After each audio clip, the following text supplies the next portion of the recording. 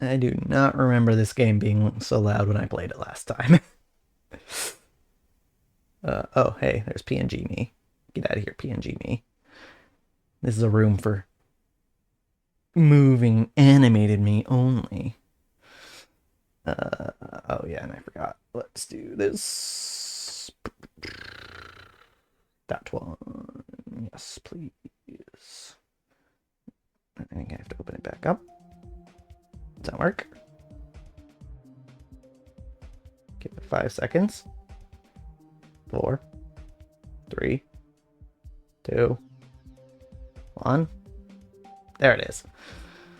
Okay. Hello. Welcome back to one of my last streams on this platform, I guess. Sorry, I was looking for something. As of April 1st, the stream will be no more. And along with it will go a lot of my motivation to stream. So, I think I said last stream that I am I'm probably not gonna stream after Restream goes. That may or may not be true. I might still stream, but I'm more than likely not going to be sticking to the same schedule I am now, because yeah, I don't have high hopes for my attempts streaming on other platforms. So yeah, that's how it be, I guess. But with that business out of the way, time for play. How far did I get? Oh, I guess I can check the progress bars. Okay. Let's get back to this game, huh? Wait, what happened? But I hit the button and it... Oh, okay. There we go. Ah. Ow. Okay.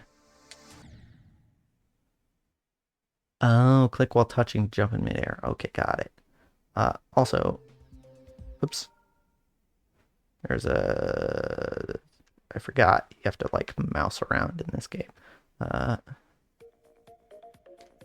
Okay, we're doing practice mode now. Good. That's what I wanted. Okay. Gotcha. Okay. We've introduced a new mechanic. I see. Oop. I had to do it multiple times. Okay. Okay. All right. Thank you. I should have jumped there. Whoop.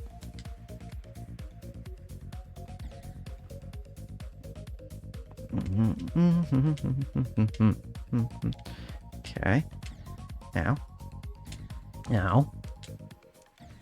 Ow. So reason I'm playing this game is just because I don't remember if I actually promised that I would play this game again or like stream this game again.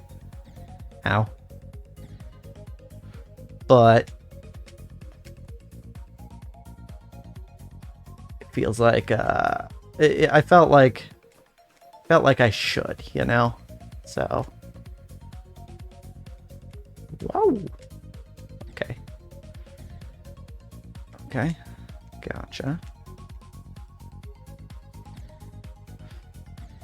I keep forgetting that this is a rhythm game and I'm kind of supposed to be going with music.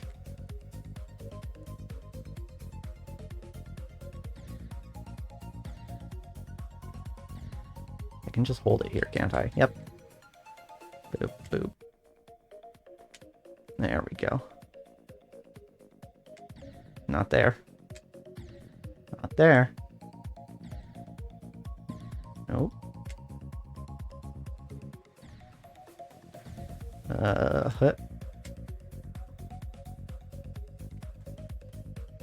Oh. Not sure why I thought I needed to jump there. Ow. But yeah, I figure maybe I can get a couple of levels done in this game before. I'm probably just gonna have to finish the game off stream. Is how it's gonna be.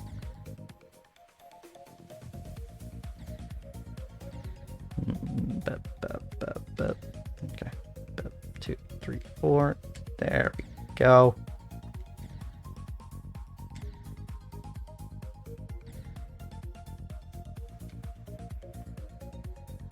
Okay.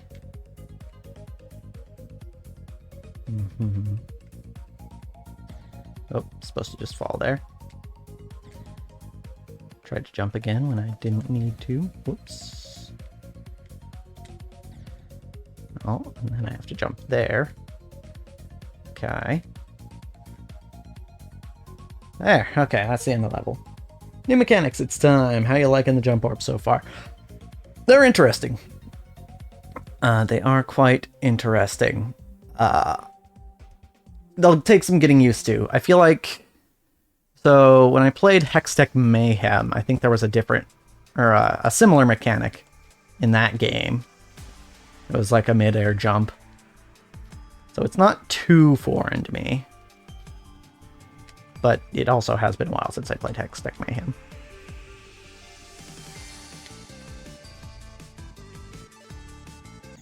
Ah, that's right, you're not supposed to take that one.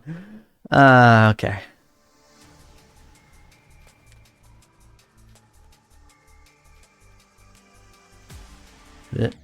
Ah, frick.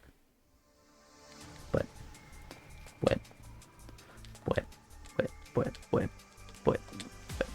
Ha, ha, ha.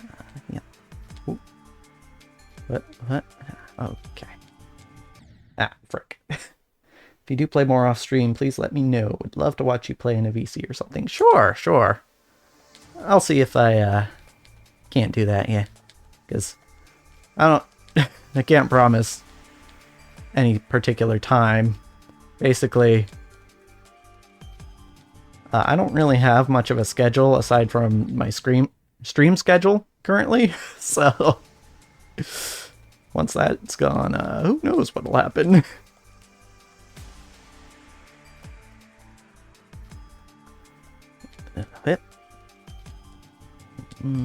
Ah, okay.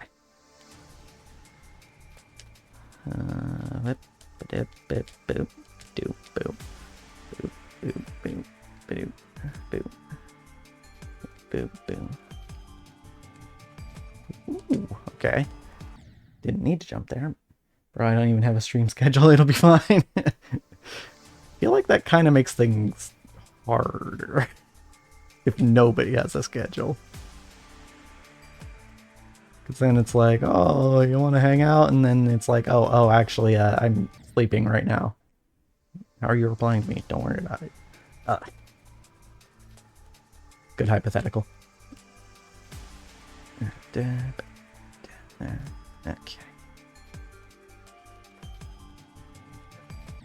Frick.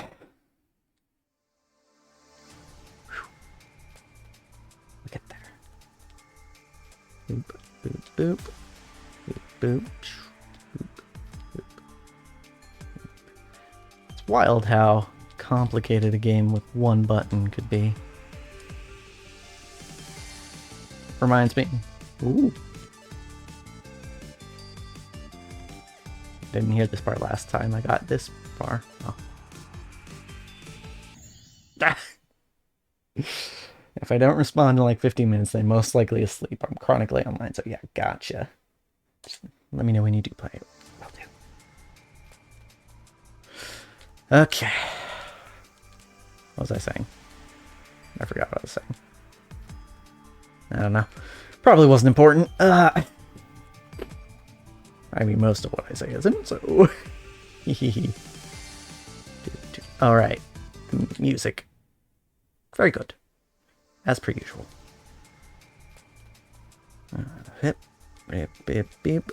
Boop, boop. Boop, boop. Doop, doop, doop, doop, doop.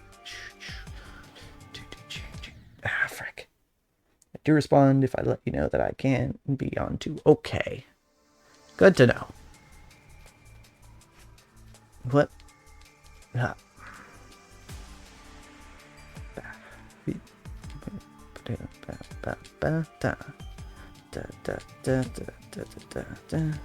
I was thinking, like, thing is, I don't necessarily want to keep the stream schedule once VStream is down, just because, you know, as mentioned before, I don't have a lot of faith in my ability to perform well on other platforms, or those other platforms to perform well, in one particular case. But, yeah, frick. Wow, the grammar was so bad on the last message. Yeah, it's fine. However, there are still some things, as far as my YouTube channel is concerned, where it's probably better that I streamed it even regardless, because in the past I've done like 4-hour episodes of me just grinding in Pokemon or something like that, and honestly, I would say probably not my best work. So, in cases like that, I might bump stream on. I was also thinking of, since I kind of actually don't... I got significantly less busy recently, especially if I'm not going to be streaming in the next couple weeks or regularly. So, I was thinking of getting ExtraHoliday reruns back up and running. And if you don't know, that was basically my always-on channel that I had going. It was basically just constantly running episodes from YouTube, and, you know, you could sit and chat with people. Nobody really took advantage of it last time, but I feel like, you know, as long as I have a Twitch channel, I might as well. There we go.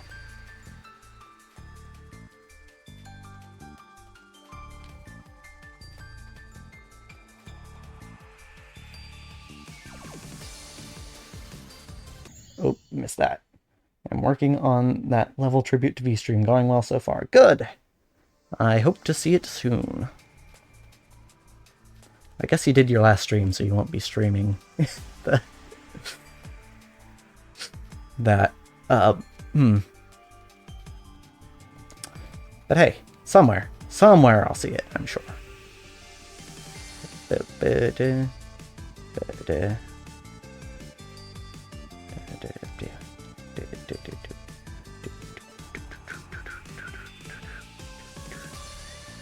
Okay.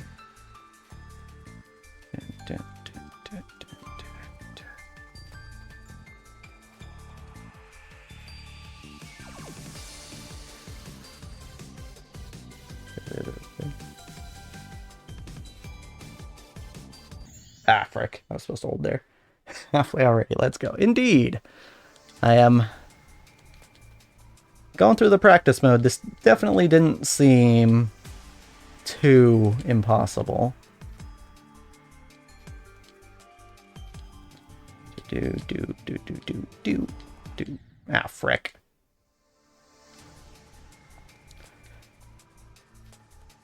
This really does give me the same feel.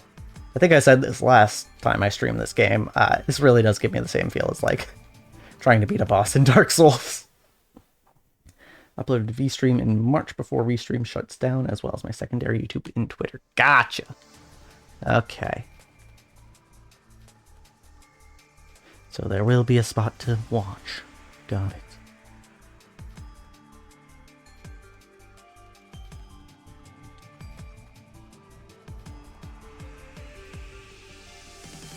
Boop, boop, boop, boop, boop, boop, boop.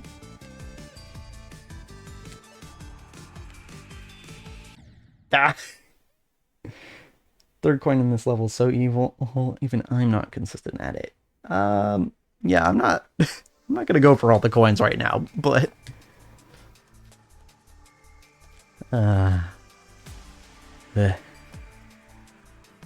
you know, currently I'm just gonna try to beat the level. That's all. Frick.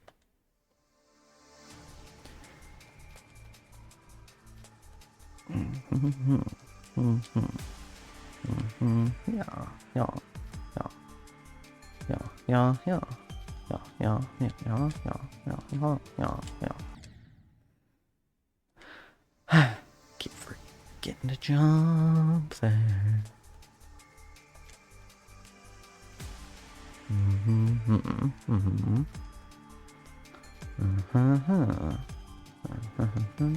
Frick. Full rushing the level, so the quality isn't as perfect as my other levels, but it's still a bang.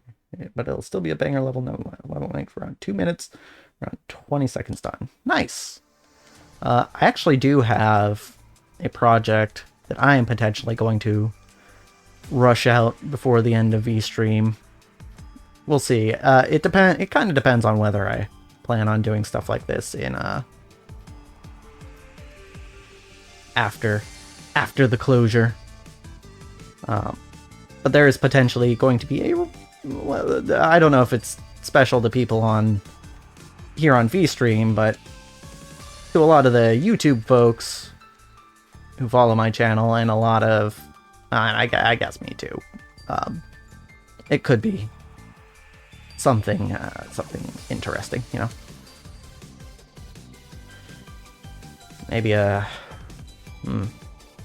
I don't want to give hints in case I don't actually do it, actually. So I won't. I just won't. But it's potentially... We'll see. It's doable. And perhaps I could do it as a send-off. If that's happening, I will say that is going to be Sunday the 31st, the very last day.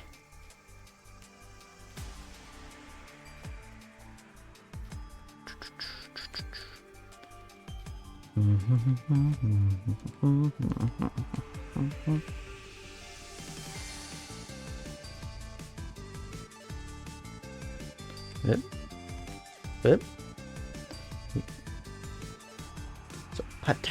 potentially a special stream on that day. We'll see.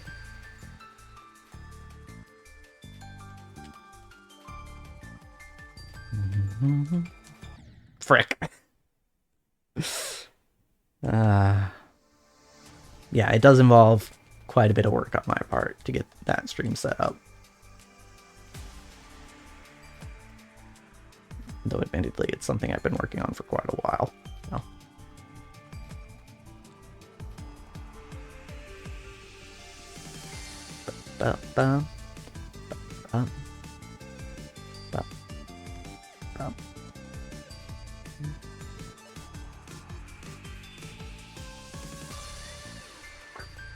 Always almost hit that block. Always.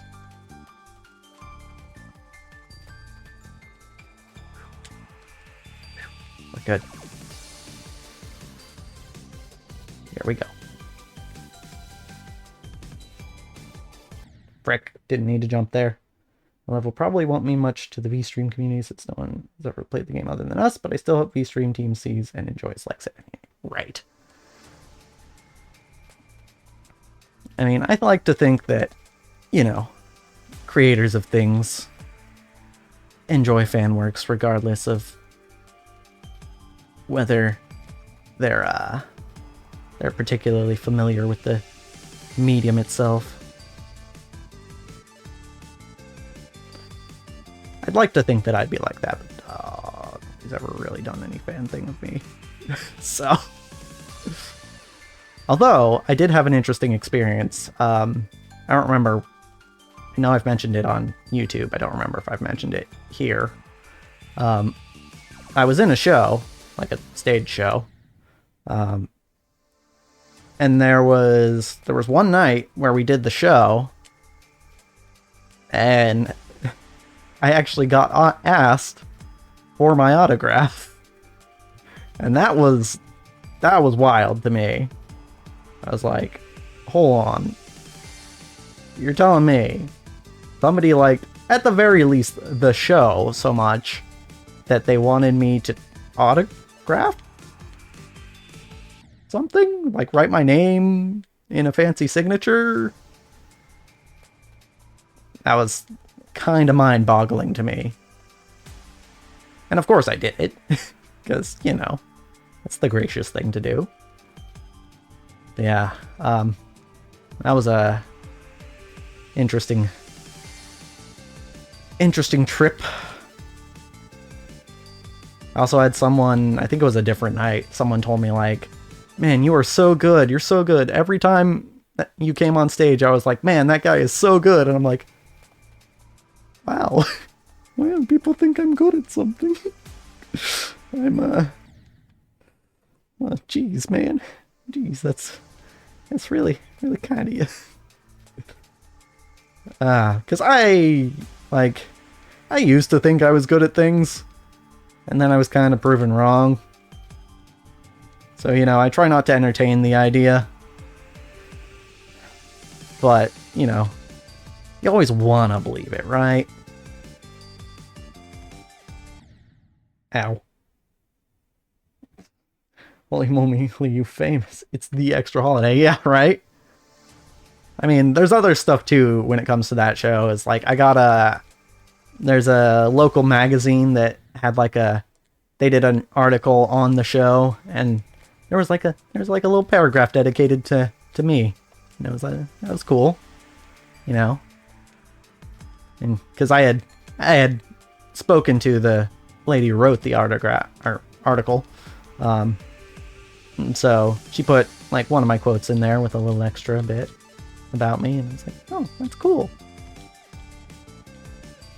And certainly it wasn't bigger than pretty much any other of my featured castmates sections, but it was just neat.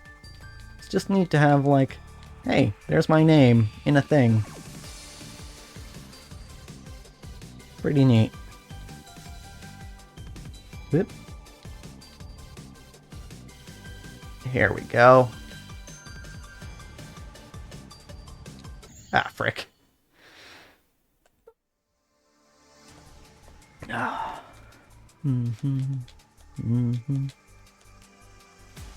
Yeah, I had kind of a bit of a existential crisis with this last show, actually. Because even with all that sort of praise and such that I was getting and all the attention, there was just part of me that was like not enjoying the show as much as the last show I did. And for context, the last show I did was the first show I had done, first stage show I had done in 10 years. So it had been a while. But yeah, for some reason, this latest show, I was just, for some reason, not feeling it as much. And I kind of had to ask myself, like, hey, why is that? And it turned out, what I figured out is, it's because I was holding myself to a higher standard. The first show I did, I had not a super small part, but a smaller part. I definitely wasn't part of the main cast. But, you know, I still had speaking lines, but I think everyone in that show had speaking lines, but no.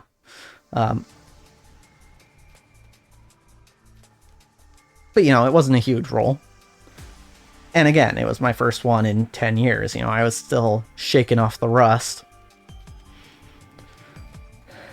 And so I went and I did that role, and at that point, it was a comedy. And much like in this show, I was also playing a comedic character, so...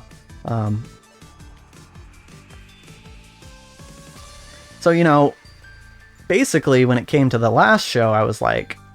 the first show I had done in a while. The show before the last one I did. That one. Let's just call it Hamlet, I guess. Again, trying to not dox myself here. Okay, I need to stop there. Oh, frick. Dude, for talking while playing, you're getting really inconsistent. Yeah, that's the thing. That's, I I would say that's a skill I've developed, but honestly, it also just might be how my brain works.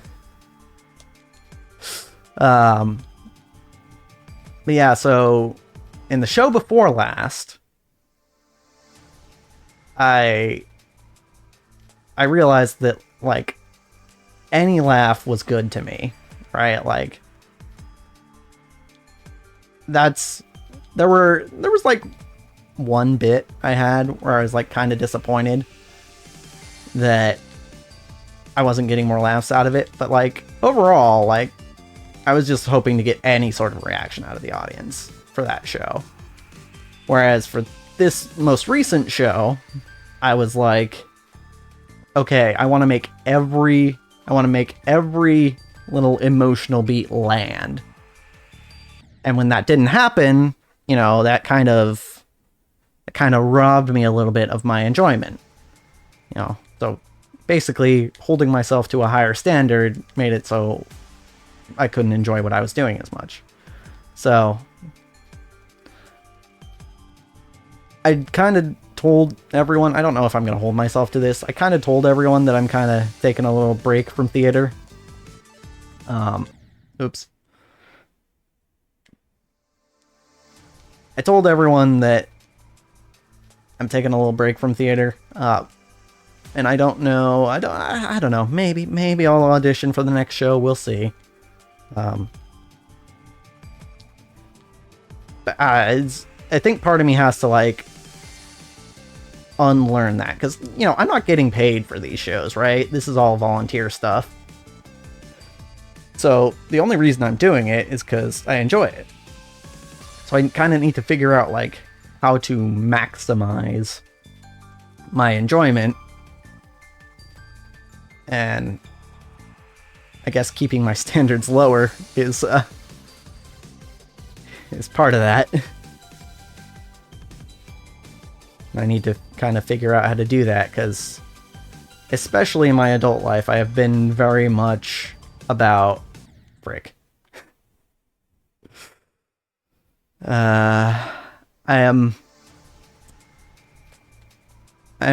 my adult life, I've very much been about, like, constantly improving, right?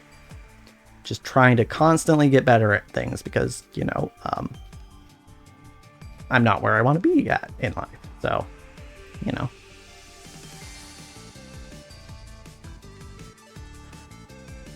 So it's something I might have to unlearn as far as theater goes. And doing that may take some time. And I might just have to wait for, I might just have to wait for, you know, some rust to kick back in, or my expectations to reset themselves, as it were.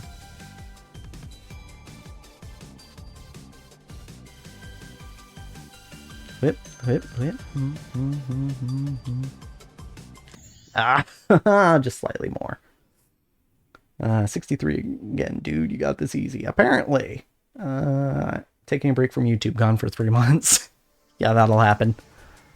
Yeah, that's the one thing I don't want to do, is take a break from YouTube.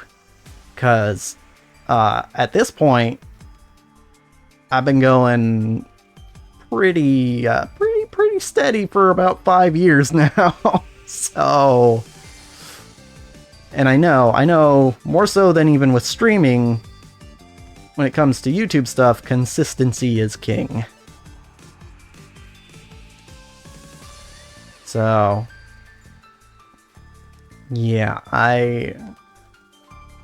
and plus, you know, there's still a lot of stuff I want to do with my YouTube channel, so.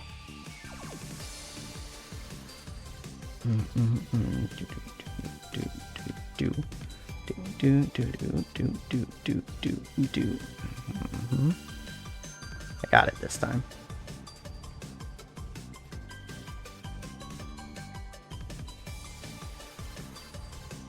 Easy, easy peasy.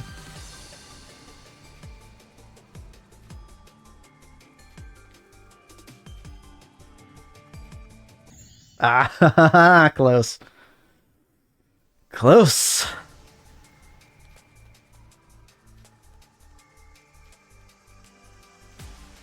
Alright. So yeah, YouTube will be like the one consistent thing, you know?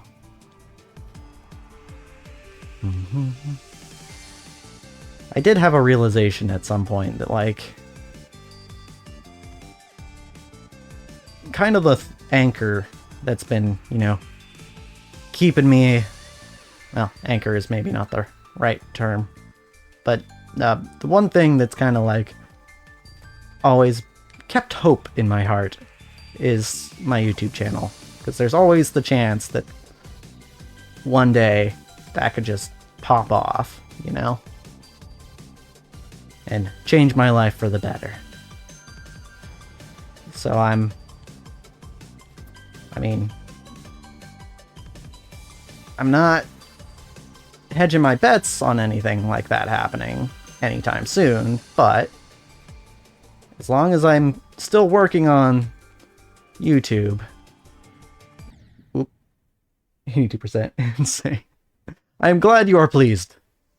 I'd be much more satisfied with 100%. As long as I'm working on YouTube, I feel like there's always a chance. You know, it's like constantly buying a lottery ticket, I guess. Right? So that there's always a chance that you win the lottery. Except instead of paying with money, I'm paying with time. Now, yeah, I'm not consistent with YouTube. The hardest part about my editing style is starting. I've already spent well over 20 to 30 hours on my video that I've held back for 3 months. Yeah, honestly, it's no different for me. Starting is always the hardest part. When it comes to editing, when it comes to recording, it's always like once you get going, it's, you know, smooth sailing for the most part. A lot of the times I get going and I don't want to stop. But just the idea that it's work of some sort is sometimes tough to get around, you know?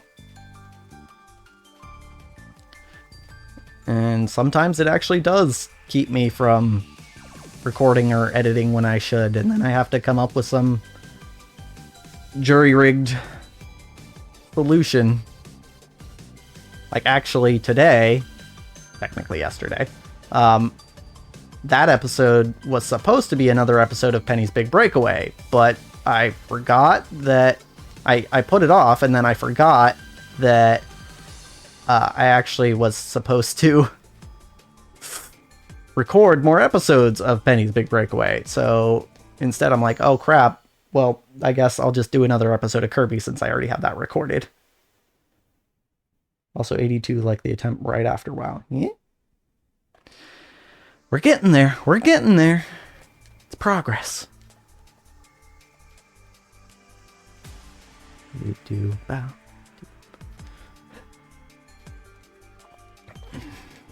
Yeah, so after this stream, I'm going to have to record more Penny's Big Breakaway, because that's supposed to be the next episode. It was supposed to be the last episode, but it wasn't. It's definitely supposed to be this next one.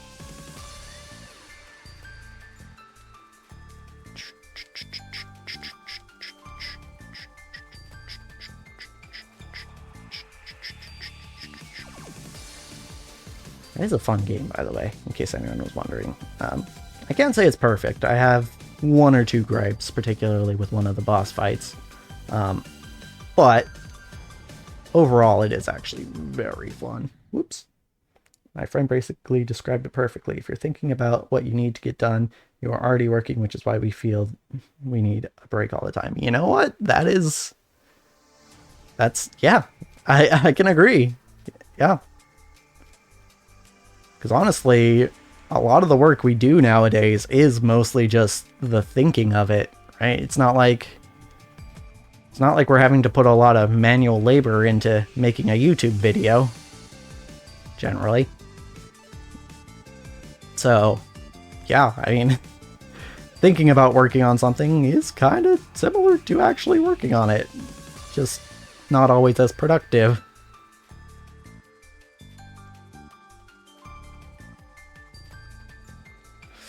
And that's why sometimes you just need something to distract yourself. So that you don't feel like you're working all the time. Boop, boop, boop, boop, boop, boop. Gotta jump. Ah! Dang it. Whoops. Whoops.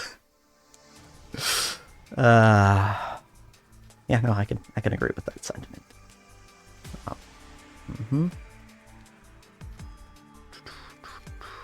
That's why I also kind of envy people with normal 9-to-5s, because it's like you finish your workday and usually you don't have to think about it anymore. You're just done for the day. Don't have to worry about it till you have to get up the next morning to go. Whereas, you know, if you're self-employed, like say most content creators and streamers and such, the fact that you could be working anytime means you're kind of always thinking about it and thus kind of always working.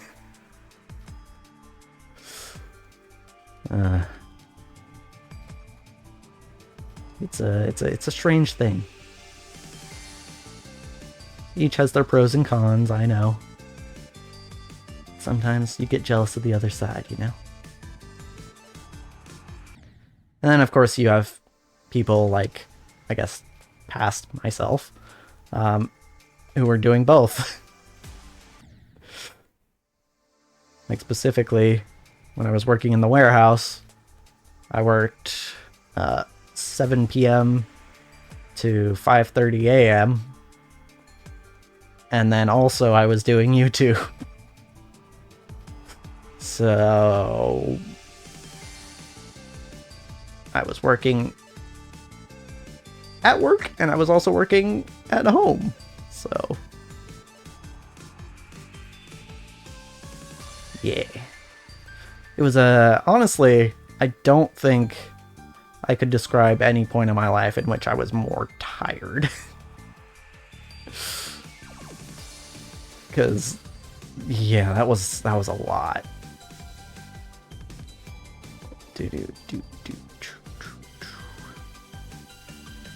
And yeah, there were plenty of times where I'd fall asleep editing, because you know, I'd edit after I get home from work and it would be like, ooh, I just didn't have the energy to stay awake.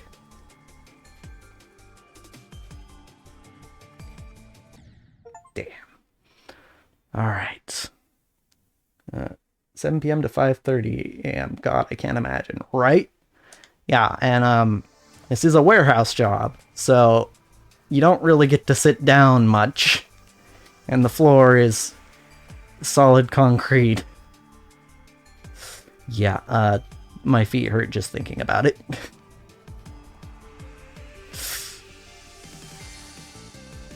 Just remembering it is yeah. Yeah, or like I'd fall asleep when I was trying to edit at home. I'd fall asleep during the lunch break, quote unquote lunch, because you know it's in the middle of the night. But it was quite the, like, honestly, it wasn't even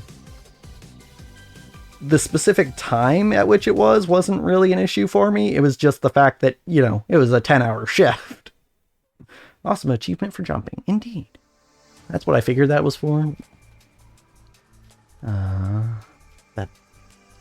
Yeah, the fact that it was, you know, 10 hours on my feet, moving around heavy boxes. That's what really, that's what really did it for me. And it turned out, my body was not really capable of managing that long term. Ow. So,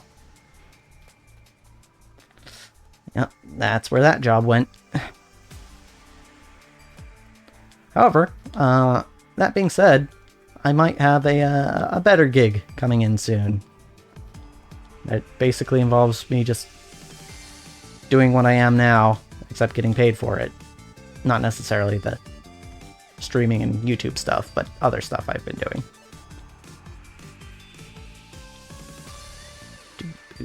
Also not the theater stuff, because I still haven't found any opportunity to get paid for that.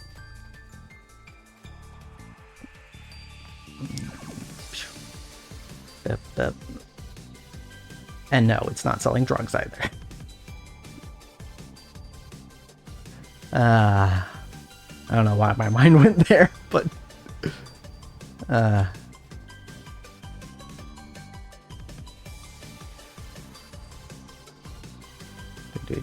okay, this part goofs me. I think it was this part.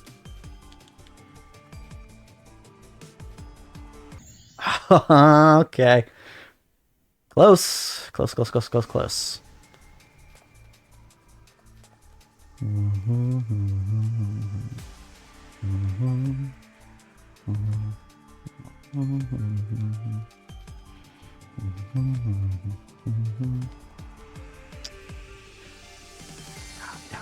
Cha.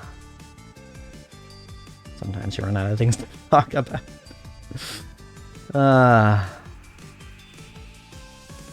That is kind of a conundrum with streaming and recording so much, is sometimes you just run out of things to talk about. I also, the last batch of Kirby that I did for YouTube, I did a lot of just kind of rambling on, because sometimes I like to do that. I feel like if you're just talking about what's going on screen in a Let's Play, it can get kind of repetitive. Maybe not for the people watching, because, you know, it's very similar for real, 84%. Indeed. Maybe not for the people watching, because I'm pretty sure nobody's watching as many videos as I record, but for me at least. And, you know, they say that if you're going to make something, you should make something that you would enjoy, right?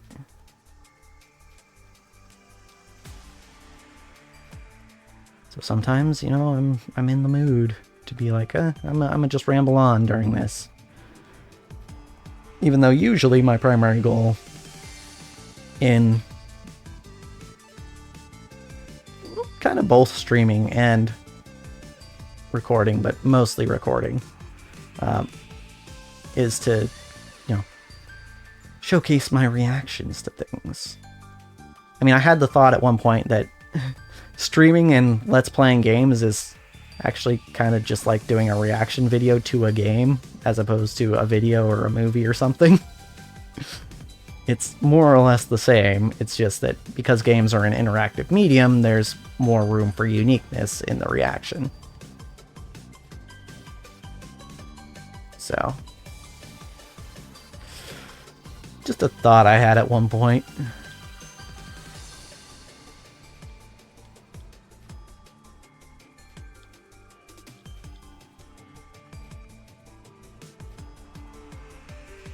Here we go.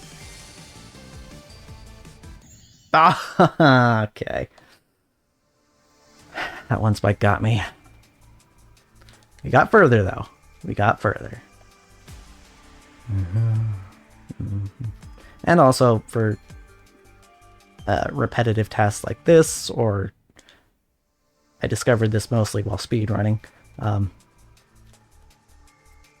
Sometimes I actually just do better in the game when I'm just rambling on about things that aren't the game.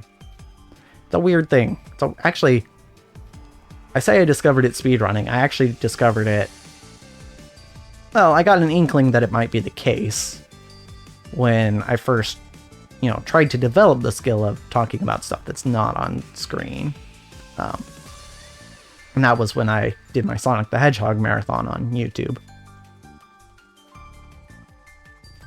Because that was the point at which I was specifically like, hey, this is a skill I recognize that other Let's Players have that I don't think I've quite developed yet, so I want to try seeing if I can figure it out, and turns out it wasn't that hard.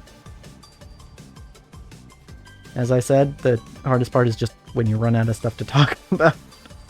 coming up with something else.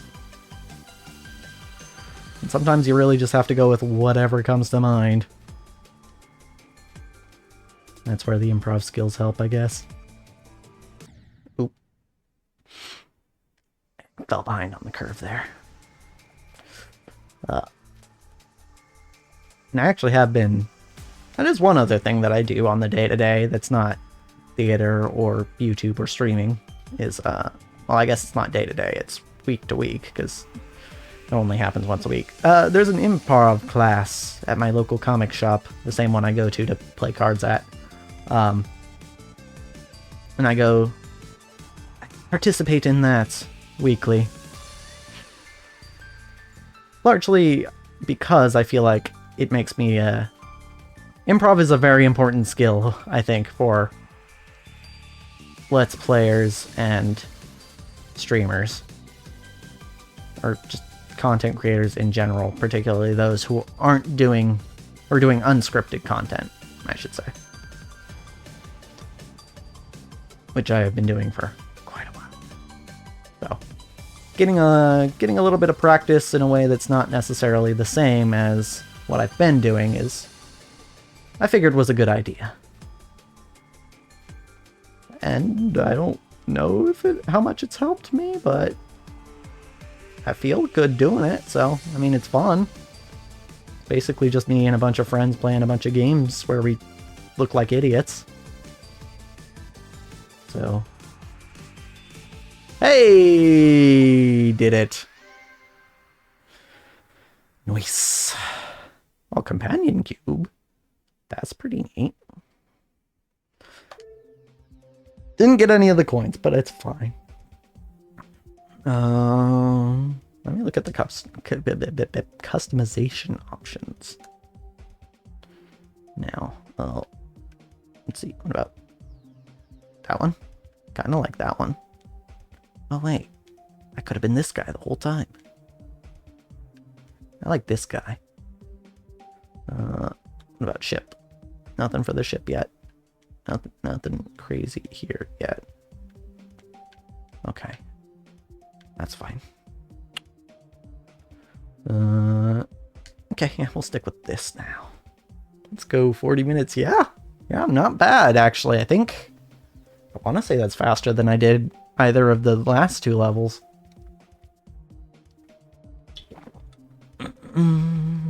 Alright. Level 4. Try out. Yeah, those newer mechanics, you'll get to those. Yeah, I figured. Attempt 1. Let's go. With my new nonplussed box. Oops. Boop, boop. Boop, boop, boop.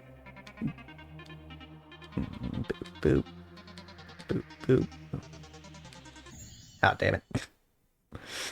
Next level also has a new mechanic. Gotcha. Oh wait, I forgot. I usually do the... I've been doing the practice mode first. Let's do that. I like how they gave me a checkpoint after the first jump. Oops.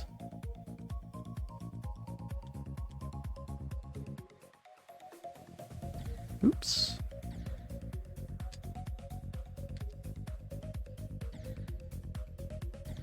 Oop. I almost wish that in the practice stage, the music would stop and restart. Ugh. When you died. Ow. I guess that could get kind of annoying.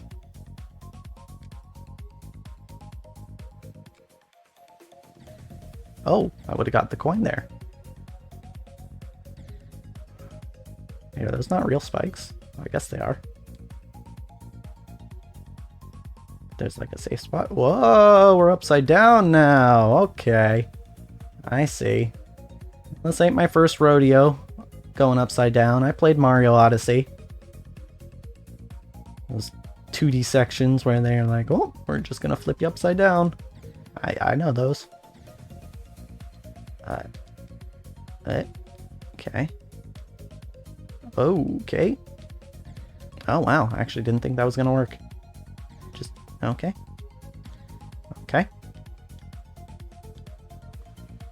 Alright. Boop. Uh-huh. Okay, I'm supposed to fall there. Got it. Boop, boop, boop. Nope. Nope. Not there.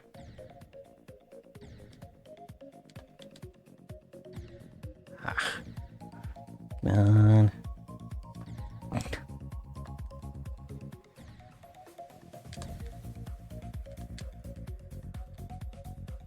Ooh. This level. Seems like a bit of a doozy, this one.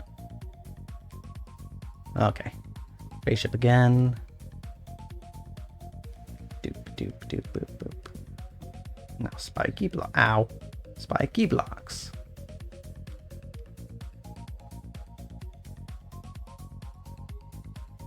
Okay. Back to square. Back to square one, you might say. Ha ha ha ha. Anyway. Oh no, I'm supposed to just drop there. Okay. Nope, just drop. Just drop, Holiday. I did it again. I jumped when I should have dropped. That's too high. There we go. Oop, that's supposed to be a jump. That's not supposed to be a jump. Okay, jump, don't jump, jump. Got it.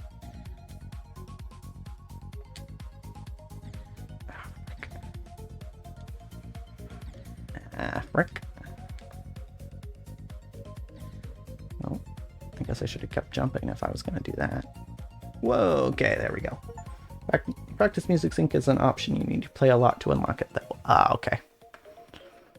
Alright. We'll do it normal now. We got this. I assume the new mechanic here is the upside down thing. But yeah.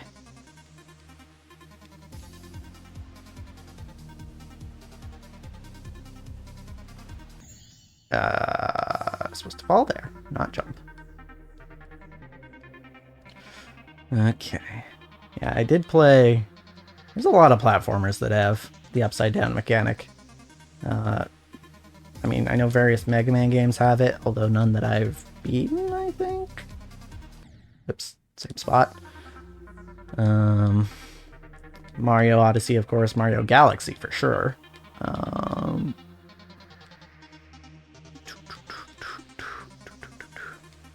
Mario Wonder, I'm pretty sure, did it.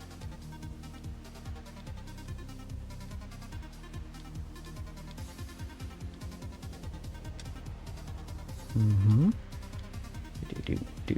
Do. Alright. We upside down now. Oh!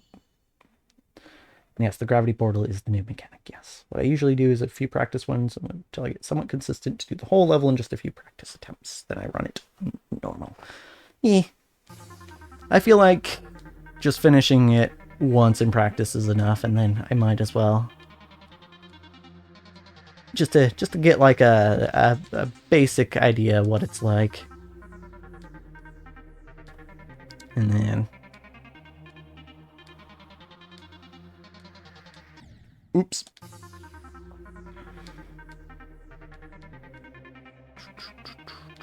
I probably wouldn't even... Honestly, if there wasn't a practice mode, I probably wouldn't even complain. I'd probably just do it as is, so... Because that's just me. Ow.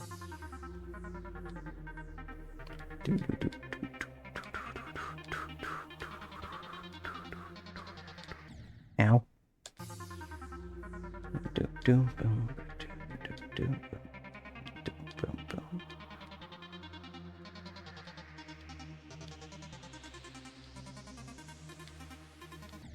Ah, shiz. I jump when I should have dropped. Oh, man. Crash tester. Nice. Good, good. I got an achievement for dying. I'm guessing that's what that's for. Shit.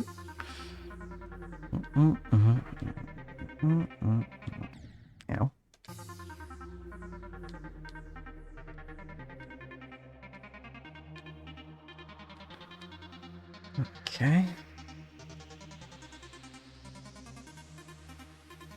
Ow. Crash tester's like 500 attempts or something. Ah, gotcha. So yeah, basically, you get it for dying. Ow. Because, you know, if you never died, probably wouldn't take you 500 attempts.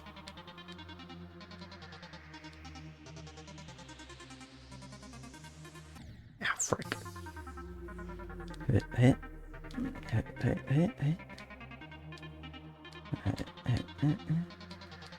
Okay.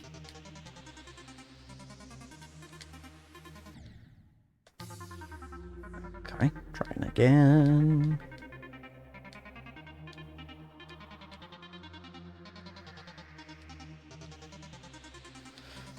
Need something to talk about.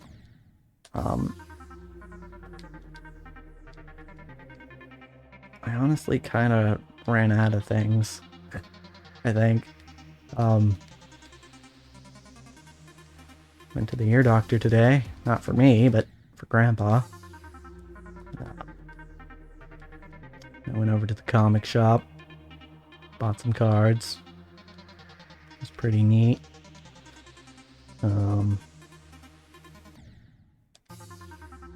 It's kind of funny. I mean, I pretty much know everyone at that shop, right? So, I was checking out, right? And the guy at the register, who I do know, he was filling about. They had just opened, so as someone who has worked behind a register before, I totally understand this. But like, I handed him a 20, right? And the order was, or the what I was buying was like $6 total. And he was like, when I handed him the 20, he was like, he gave this look like, oh god. Like, I could tell he was kind of like panicking a little bit. I was like, okay. Should I just pay with card? I didn't say any of this, but I was like, should I just pay with card or and so he opens up the drawer and he's like, oh yeah, she's going to the, she being the manager, she's going to the bank to get some ones, but for now I think I'm gonna have to give you just coins. And I'm like, yeah, that's fine. And so he's giving me my coins, and I think I said I paid with a 20, and it was like a $6 thing. He gives me the coins and is like, okay, he was so focused on like the fact that he was giving me coins instead of bills. He like hands me $4 in quarters, and I'm like, oh, okay. Remind me what the total was again? He's like, 570 something. And then I was like, I should have a 10, right? And he's like, oh, yep. And then he hands me a 10. And I'm like, and I just kind of chuckled because I knew he was stressed. So, and yeah, I've been there. I've been there. Probably didn't help that I was like, yeah, Grandpa's kind of waiting on me, because I had gotten a call from the ear doctor that he was done there, so I was like, all right. How do you enjoy the music for these levels? It's good. I have yet to find a song that I don't like in this game. So, yeah, I mean, I don't know that I've hit anything that I'm like, I want to jam to this always, but it's good music. Oops.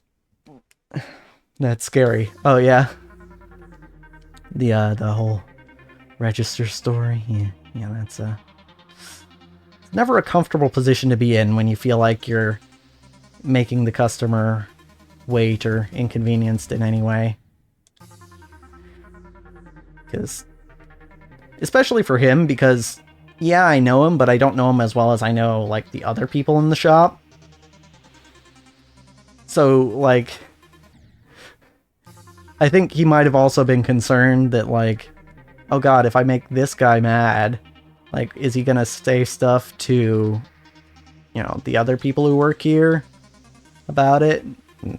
I'm not gonna, because I get it. And also, I think he was I also think he's kind of new, because I've only seen him start there Or I only started seeing him there recently. So. And when I went to check out today, the boss was explaining something to him on how to do something or other. It was namely how to scan cards to figure out the price. Because they do sell singles there, as well as, you know, packs and elite trainer boxes and such. So, it was, I guess that was a little interesting. Yeah, no, I totally understand. I do not hold it against him at all. Because I have been in that exact same scenario. And I know how stressful that is. Because, like, what that says to me is that he's concerned that he's not doing a good job, which is a good thing, right? It's generally, I mean, unless you're like, your job's mistreating you or something, it's generally a good idea to actually, you know, care about your work and want to do good work. That's usually good for both you and whatever company you're working for, and the customers. You know, one thing I don't understand about VStream is that the time stream is rounded up. So if you apply for 1 hour, it'll round up to 2 hours. It should always round down. Makes no sense why it doesn't. Yeah, I don't know either. I don't know that I ever really noticed that, but that does seem a little strange to me. I mean, I think ideally it'd be like, if it's less than an hour, then they say the exact number of minutes. Oops. But if it's more, then they're like, okay, and then we just round down. Because, like, saying that someone's who's been streaming for, you know, 9.5 hours has been streaming for 10 probably isn't that big a deal, but like saying that someone's been streaming for, say, 4 hours when they've only been streaming for 3 hours and 1 minute, then yeah, is maybe potentially, especially if you're one of the types of streamers who has like a set schedule on, like, I'm going to stream this time to this time. So yeah, I don't know, it's a little weird. I can probably some reason for it, but I ain't no dev.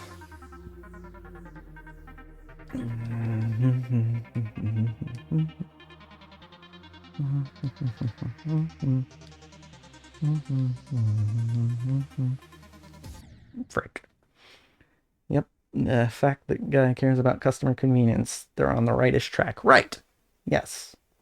Yeah, they always say the exact minute count, but as soon as it hits the VStream, it's like, well, time to change to 2 hours. Yeah, that's the other thing, is if they are saying the exact minute count and then they jump to 2 hours, it's like, what? I guess nobody streams for 1 hour ever, you know? Oops. It's a little weird.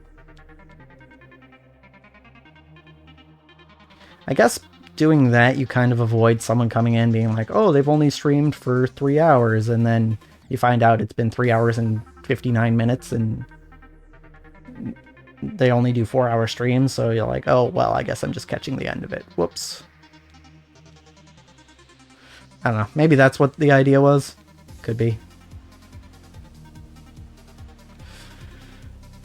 But hey, it's, I guess it's not going to be a thing for long, you know? Because we're just about done here. As of April 1st.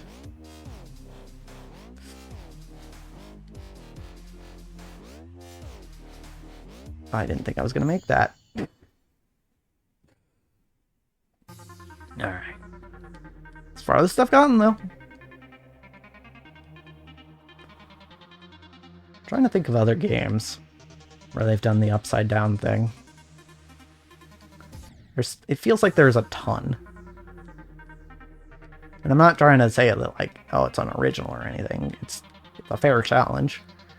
But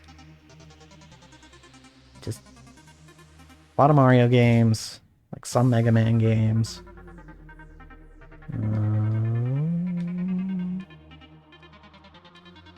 I think it's like a lot of 2D platformers that like to do that. I feel like it's something like Castlevania probably would have done at one point. Oh, I know, if I remember right, Symphony of the Night, the like second half of the game is the whole map flipped upside down. New best, let's go. We're getting far with this one. Yay. I guess maybe that's a spoiler for Symphony of the Night, but I'm pretty sure that game is at least 20 years old now, so... Also, I haven't played it, so I don't even know that that's really the case. It's just always been on my list of games to play. It would be nice, now that I've played through Super Metroid, it would be nice to go through, like, the other progenitor of the genre. To see if I like that as much. I think something I've learned... Whoops. Crash 4 as power-up like that, I think. Oh yeah, you're right. Crash 4 does have it. I did play Crash 4, and it does have that.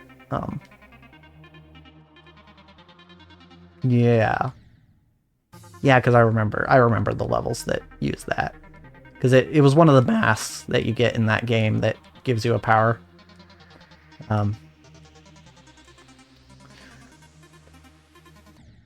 Yeah, so...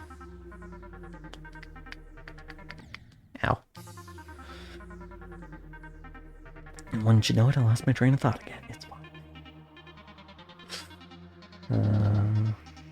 Oh yeah, I was talking about Metroidvanias. One thing that I think I figured out about Metroidvanias, and I think it's kind of the same for me in Souls-likes too, is I think a big thing for me in Metroidvanias is the atmosphere.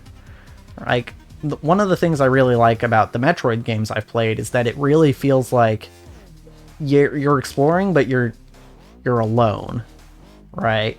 There's not like a bunch of NPCs to talk to or anything, and yeah, Dread at least has a few cutscenes, and there's some in Super Metroid. There's some like environmental storytelling, which is cool, always cool, really. And it's kind of the same with the Dark Souls games, and like Dark Souls does have cutscenes eventually, but mostly just for the bosses. But the original game that inspired Geometry Dash, the Impossible game, uses the upside down mechanic too, just without any indicators, unlike the Portal. Ah, I think I've heard of the Impossible game. I feel like maybe that was like a middle school thing for me, where people were playing it during class or something. Because that sounds like it sounds familiar.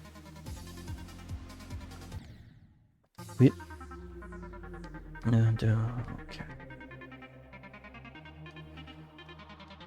Yeah, there were a lot of games like that back in the day, back when they first started putting computers in classrooms. I think a lot of the time it was stuff that was just installed on the computers that the teachers were kind of just trusting us not to play.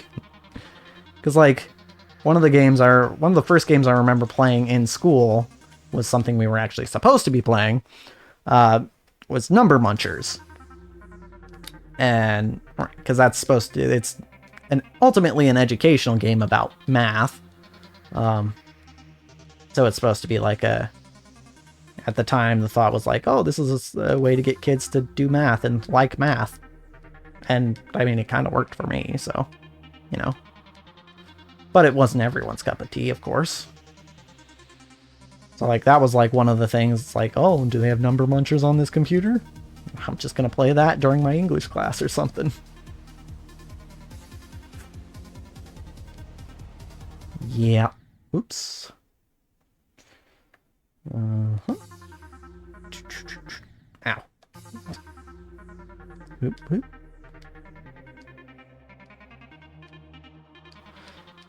And like, I think, remember, I had a CD with pocket tanks on it. And that was something that I would like bring in / slip into the computer and I'd play that occasionally. And of course, I kind of sort of got away with it because back in those days I was a pretty good student, so I could still play and listen to what the teacher was saying and it would work out fine. Holiday, when number munchers. We 2 times 4 equals 8 with this one. Yes. Yep. I forget how that game works, number munchers. I just remember there was like the guy, the little guy. I think it was probably like you're walking around a grid as this little guy, and a problem shows up at the top, and you have to munch the correct number. I think. I don't remember exactly. It's been a long time since I played it, but honestly, I enjoyed it.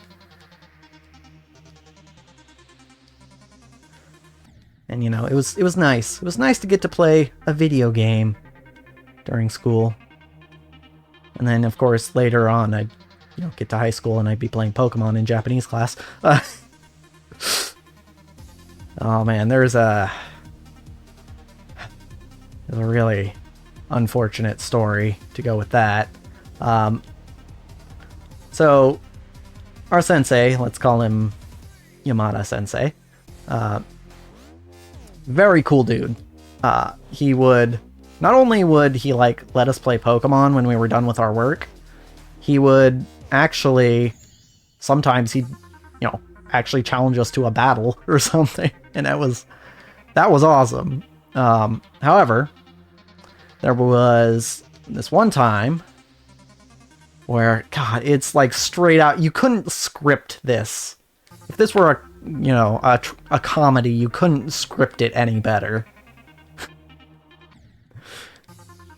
So I had done my work, and as per usual, I busted out my DS, started playing. I think it was probably Black 2, or White 2, one of the two. And I'm playing as usual. I'm like, and suddenly I hear like my friends are like, "Hey, John, put it away, Holiday." It's like, okay, I'll I guess. What's going on? And it's like Morihara Sensei. Damn it. Yamada Sensei was like, he was like, man, John, please put away your DS. And I was like, why, Sensei? You always let us play our games. I'm done with my work. You always let us play Pokemon after we're done with our work. And then everyone at the class is staring at me. Everyone is just looking at me. And I turn around and the principal is standing right behind me. I'm like, oh, okay. I shut my DS, put it in my backpack. And next year we had a new Japanese teacher. Yeah,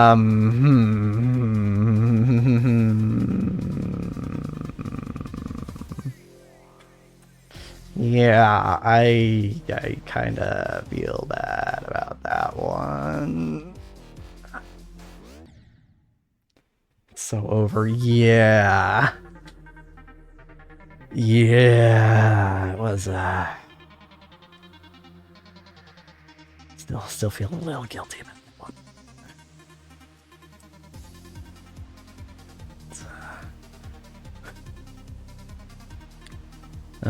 And what's worse is that I ended up, I think I mentioned before, I worked at a pizza place for a few years.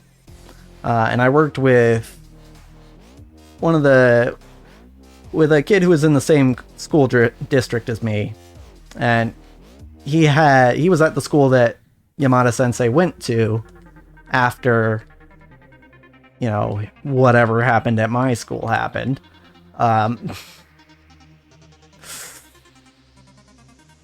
And he was like, "Oh yeah, I know Yamada Sensei." And occasionally, every once in a while, Yamada-sensei would actually come in to get pizza at that store. And so this kid's like, hey, Yamada-sensei's here. You want to say hey? I was like, oh no, sorry. This is what I'd be like. I'd be like, oh, sorry, I got a lot of stuff to do in the back, you know. Got dishes piling up, and what do you mean? There are no dishes. There's way too many. I gotta there's stuff hidden in the back I gotta wash, you know. I don't think I quite got these dishes clean enough, so I'll just be back there as long as he's here. Yeah. Yeah, that's yeah.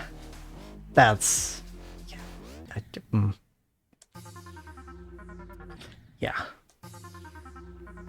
And as long as we're airing out our dirty laundry related to teachers, I also still have a VHS that my 6th grade math teacher lent me.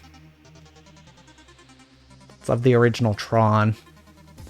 And I never gave it back to him.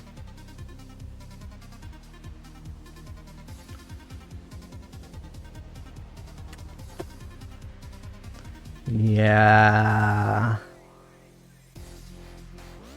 I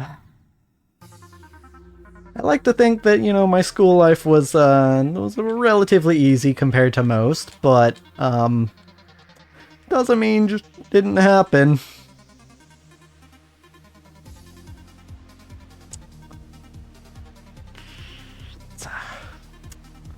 It's a little awkward. It's a little awkward sometimes, you know? At least most of it is just me being forgetful or oblivious or... Ow. New best. And not, you know, malicious or having people be malicious to me, you know? Because that's one thing. I was fortunate enough. I was never really bullied or anything. And I think, honestly, I think part of the same reason that those sorts of things happened with like the teachers and stuff, like, you know, forgetting to give back a VHS or acting a fool in front of the principal and potentially getting my teacher fired. I think part of that, the same thing that caused that, is actually kind of what kept me from making enemies in school, because I think a lot of the times people would try to pick on me, but I'd kind of just like, not realizing that they're trying to hurt my feelings or anything, I'd kind of just like go along with it, like, you know, like it's a joke. Because I mean, a lot of friends will, you know, harass each other as a joke. They'll tease each other, right? And it was pretty similar with my friend group. So I was like, oh, they're just playing around, you know? And because they realized that, like, I wasn't actually being hurt by their comments or what have you, they're like, oh, well, there's no real point. Like, why am I trying to hurt this person? He's clearly not, like, he's clearly not a bad person, because, you know, what a bad person would do is they'd retaliate, right? But because I wasn't retaliating, they'd be like, oh, okay. Or just pretty much wasn't reacting at all. Aside from positive reactions, they were like, oh, okay, well, I guess he's just kind of cool then. I think that's more or less how I ended up with pretty much no enemies in school. None that I know of, anyway. Again, I'm kind of oblivious, so it could have been that everyone hated me and I just didn't realize it. Ignorance is bliss, as they say. Who knows? Who knows? But yeah, I've tried to carry that into my adult life as well. It's just, if someone's being a jerk to you, just roll with it. Just be cool about it. And usually they'll see that, like, you're not a bad person. I think the worst thing you can do if you're trying to convince them to stop or that you're not, worth hurting is to retaliate. And that's arguably the easiest thing to do. But I think ultimately it's not the right thing, because it's just going to prove to them that what they're doing to you is justified. So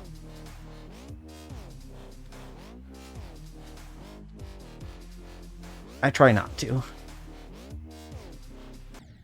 Frick.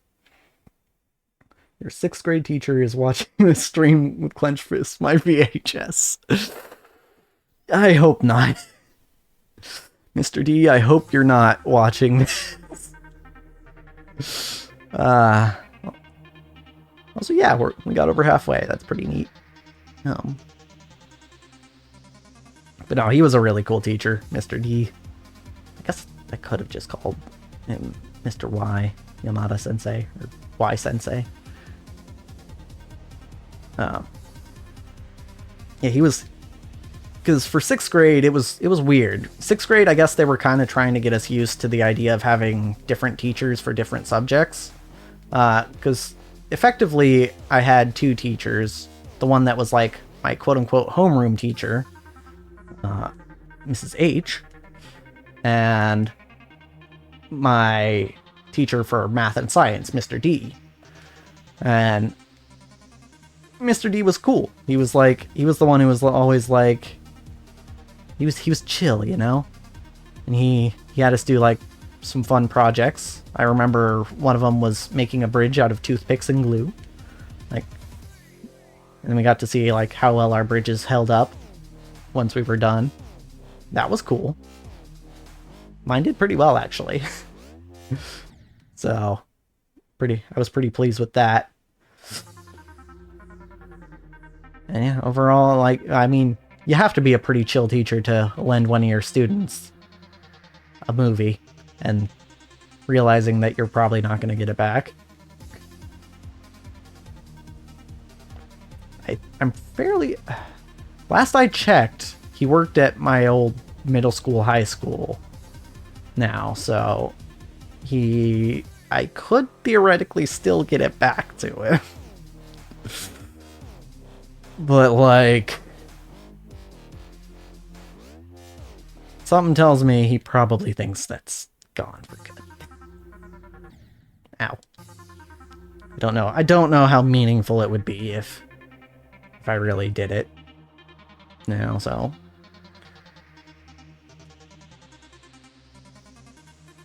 And hey, as long as I have it, I have a way to watch Tron that doesn't require me getting Disney Plus. Woohoo! Because I'm pretty sure that's where they keep the original Tron nowadays. Ooh, ow. I don't know. I'm pretty sure Disney owns all the rights to Tron right now. There aren't a lot of things Disney doesn't own the right to, so guess that's a safe bet. I know it's been years, but have your VHS back, right? In the age of streaming video and Blu-ray discs. Here's your VHS.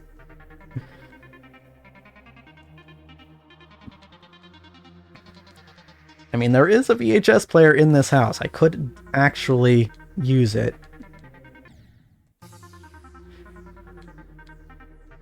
But that's kind of not surprising when you're living in your grandparents' house.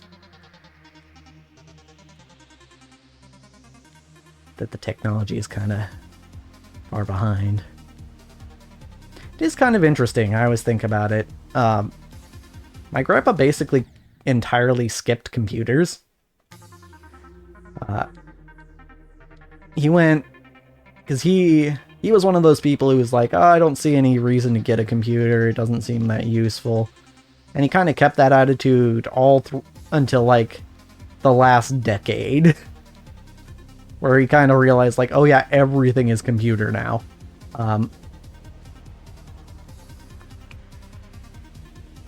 But I think it was Christmas, one of these years, I think it was my aunt got him a tablet.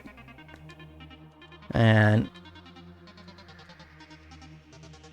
she showed him how to use it, and of course I helped out a little bit too, because I'm known as the tech-savvy one in the family. My brother as well. Because I think he was living here at the time, if I remember correctly. So yeah, we helped out with that too, and teaching him how to use it. And I mean, he's still not as proficient as someone like myself, but he can Google stuff, he can find various things on the internet and watch videos and stuff if he wants. So yeah, it's funny to me that like he's never owned a computer outside of that tablet. Meanwhile, I got one when I was 12, I think. That was when I got my first laptop.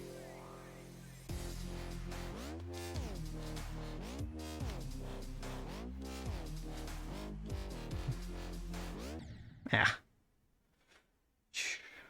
We're using Google with this. Right. I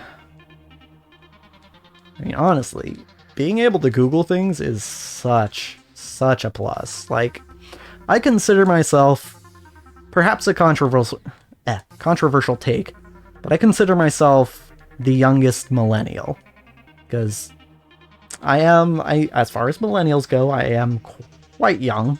I was born in, I mean, I can share this, I think it's on my profile page. I was born in 1995, so currently 28 years old.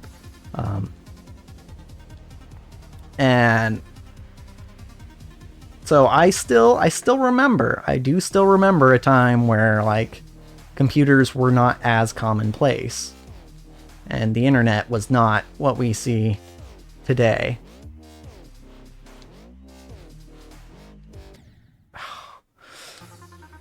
So it's like I remember back in the day where like sometimes if you didn't know something, you just kind of had to deal with it.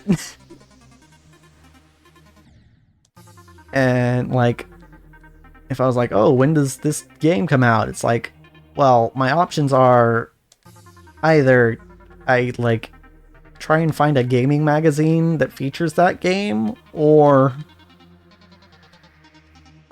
I maybe like wait for an advertisement on TV.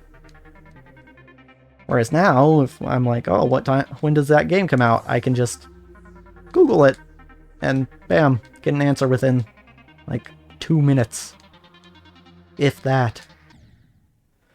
Google is amazing, but nowadays it's impossible without ad blocker. Yeah, ads are kind of obnoxious. But I've actually taken a class or two on internet media, so I'm actually, believe it or not, I'm actually kind of educated on this subject. But yeah, I mean, the internet as we know it would not exist.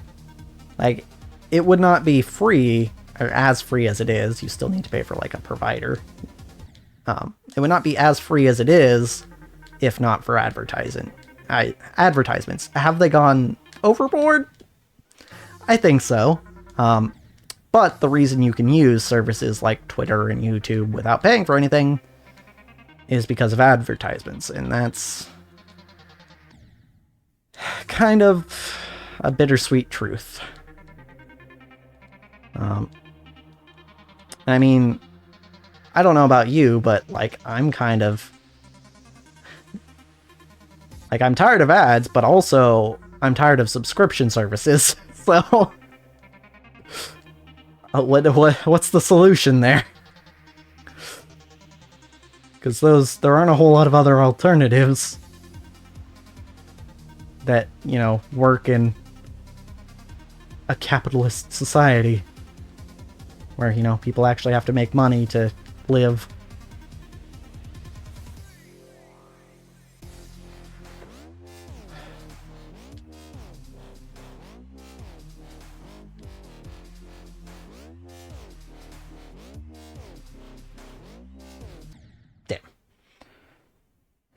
But the worst is mobile game ads. Oh, yeah.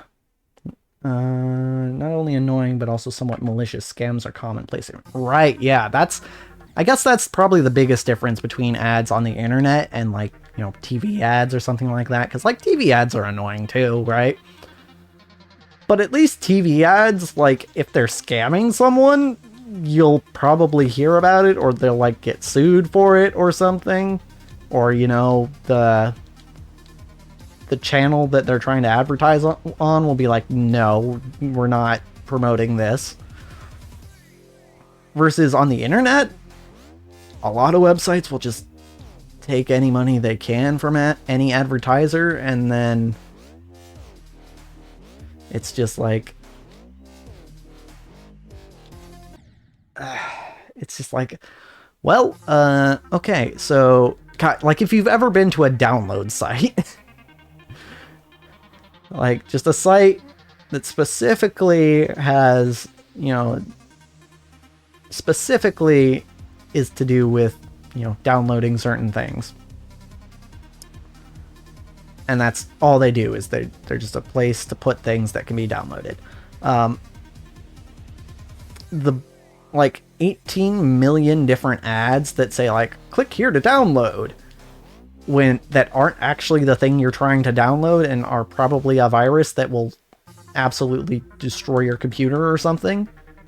It's like, yeah, that's, could probably do without those, yeah. They're giving me 10 download links, which one is real? Yeah. Yeah, it's... Thank God for... I don't know if this is a function in every browser. I think it probably should be, if it isn't. But I haven't used anything other than Chrome in a while. So, but thank God for the feature in Chrome where you, like, hover over an ad and you can see the link. Because that makes it a lot easier to see, like, okay, is this ad... Is this thing, this download button, is it going to take me off this site, or is this the right one? Because if it's going to take you off the site, then it's probably not the one you're looking for. Sometimes it is, which makes things even worse, but...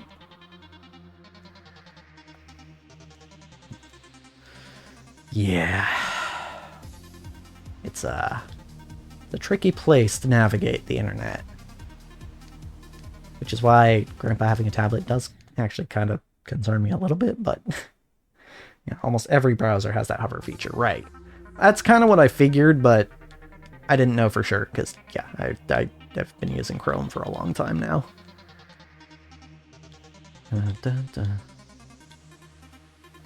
Yeah,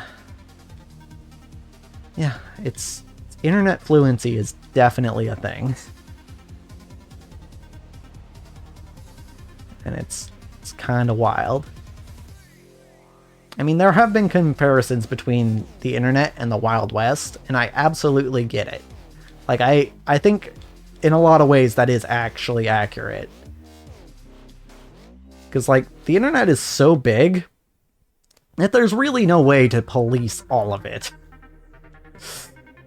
So, in a similar way, it's like back when, you know, the western states of the US were just territories and not actual states. It's like they didn't have the means to catch and prosecute criminals, right? And that's how you ended up with, you know, bandits all over the place and all that sort of stuff.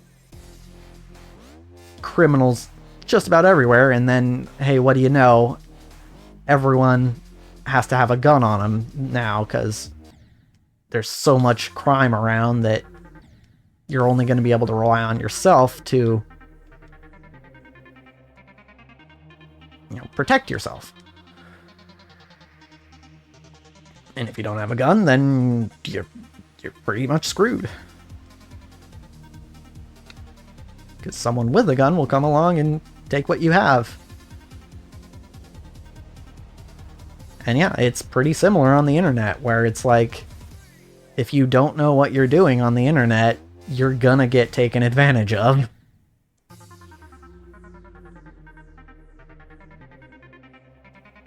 And there are safer parts. There are safer parts of the internet, but there are also not safer parts. And if you go to those not safer parts, you got to know what you're doing.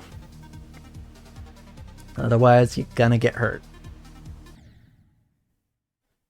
I use Opera GX. Yes, I know, I'm a gamer, which also has a feature that blocks trackers too, so that's pretty cool. Neat. I've heard a bit about Opera. I know they have their own VTuber. Is it GX Aura, I believe her name is? I believe she's British, if I remember correctly. I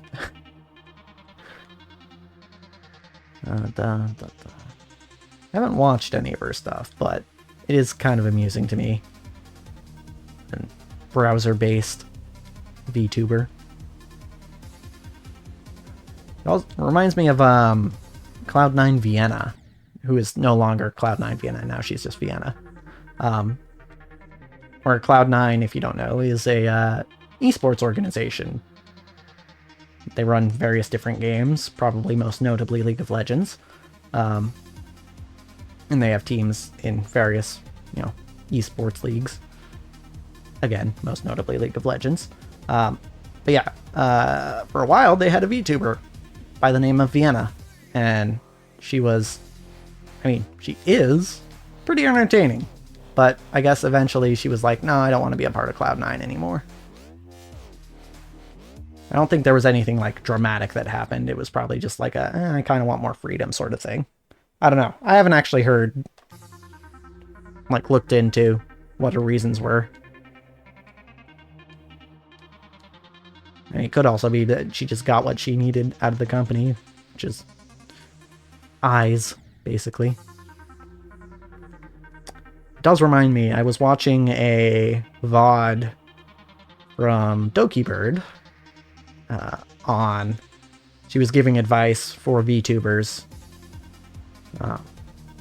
And one of the things she spent about an hour talking about was the difference in working for a corporation versus being indie. And she has done both, so, she is somewhat knowledgeable, at least, on the subject. And I haven't finished the VOD, but yeah, that was one of the things she was mentioning, was like, yeah, as a corporate VTuber, you don't really get as much freedom. You kind of have to get permission for everything, and a lot of the times they'll say no. So, you are limited in that way, but there are also upsides.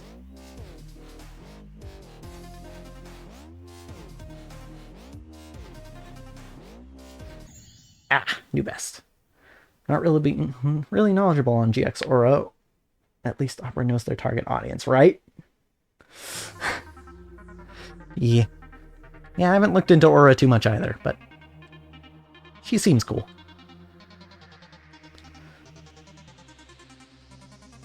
Yeah, after this stream, I'll probably, once I'm done recording, because I do still need to record, I might watch some more of that VOD from Dokibird, whose streams I've quite been enjoying lately.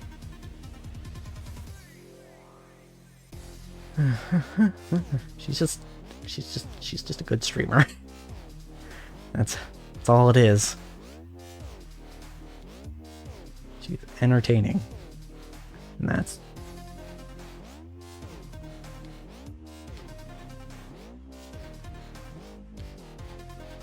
Oh, wasn't supposed to jump there. Reminds me of Tony the VTuber Tiger, who unfortunately had to stop because people were being weird. Yeah, I heard about that. That was an interesting day on the internet.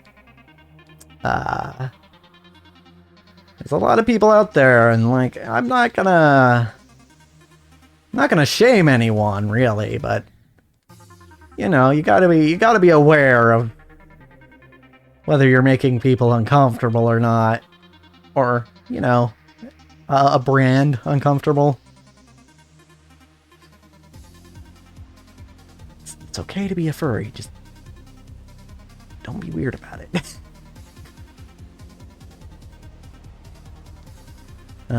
Obligatory, I'm not a furry.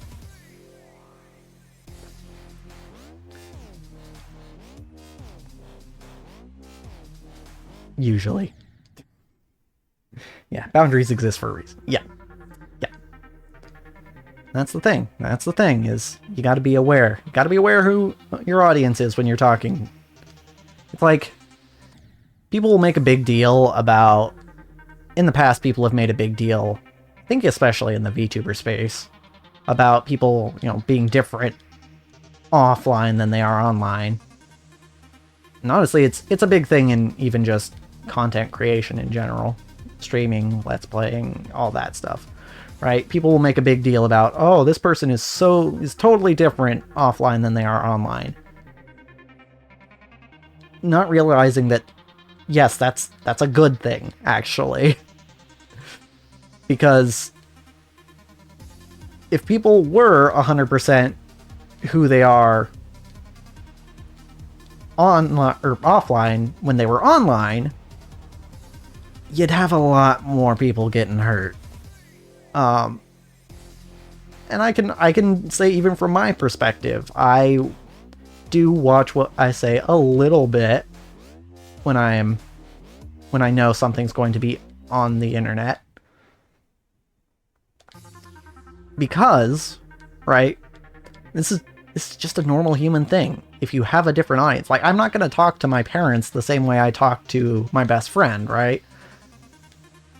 I'm not going to say, oh, hey, ugly, what's up, to my mom. It's just not how you talk to your mom. Okay, maybe some people do, but they're the exception. And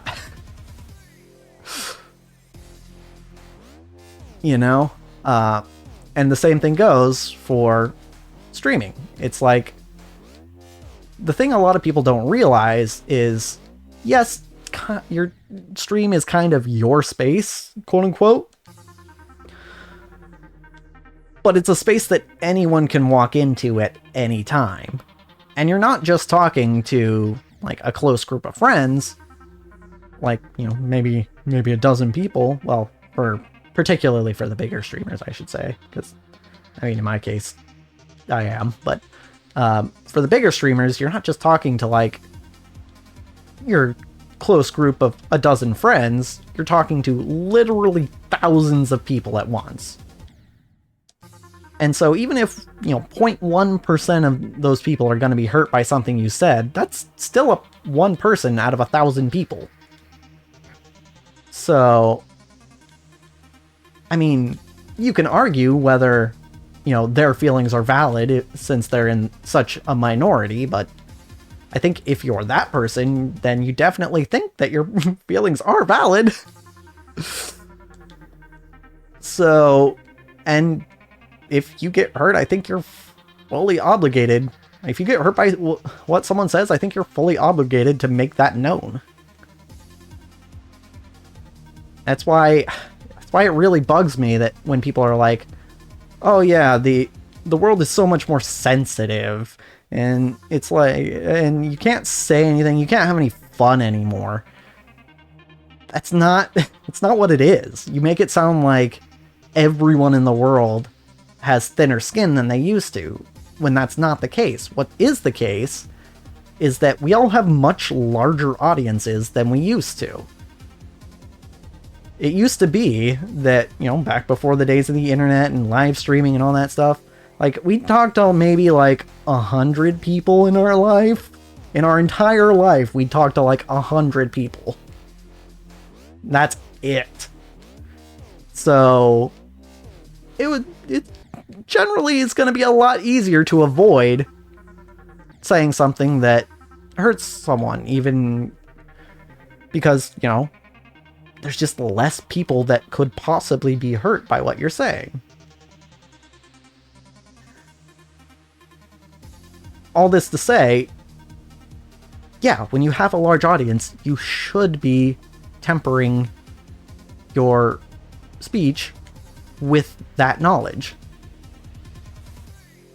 That is the responsibility that comes with having a large audience. And the fact that so many people want to pretend they don't have that responsibility it bothers me. It bothers me. So yes, ultimately, yes, you should speak differently to people, to your audience online, say on a stream, than you should a friend of yours, in DMs or something. No, it's almost like people are human too. I personally am mostly myself when I'm online. My personality is being me. However, of course, online, I'm not going to show depression and whatnot because it brings the vibe down. If I'm not feeling it, then I usually don't hop on. Right. And I'm the same way. I am mostly myself when I'm online, but I do have that little extra filter to be like, okay, this is a space where I could potentially say something that could either hurt myself in the future or hurt other people, right? And I think that's a good thing. I think it's good to have that filter,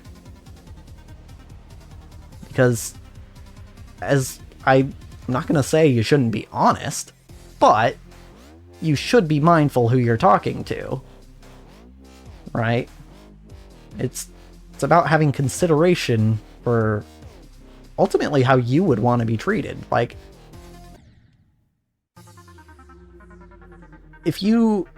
everyone's got something that they really don't want to hear. Like, and in face-to-face conversation, you're pretty much always taking that into account, unless, you're an asshole. So, why is it any different online, I mean, it gets harder and harder. I understand it gets harder and harder as you get bigger and bigger audiences to keep tempering yourself in such a way that, I mean, obviously you get big enough and you're not going to be able to prevent yourself from hurting everyone, but to temper yourself in a way that you minimize the amount of harm you cause gets harder and harder the bigger your audience. I understand that. But that doesn't mean you shouldn't be trying.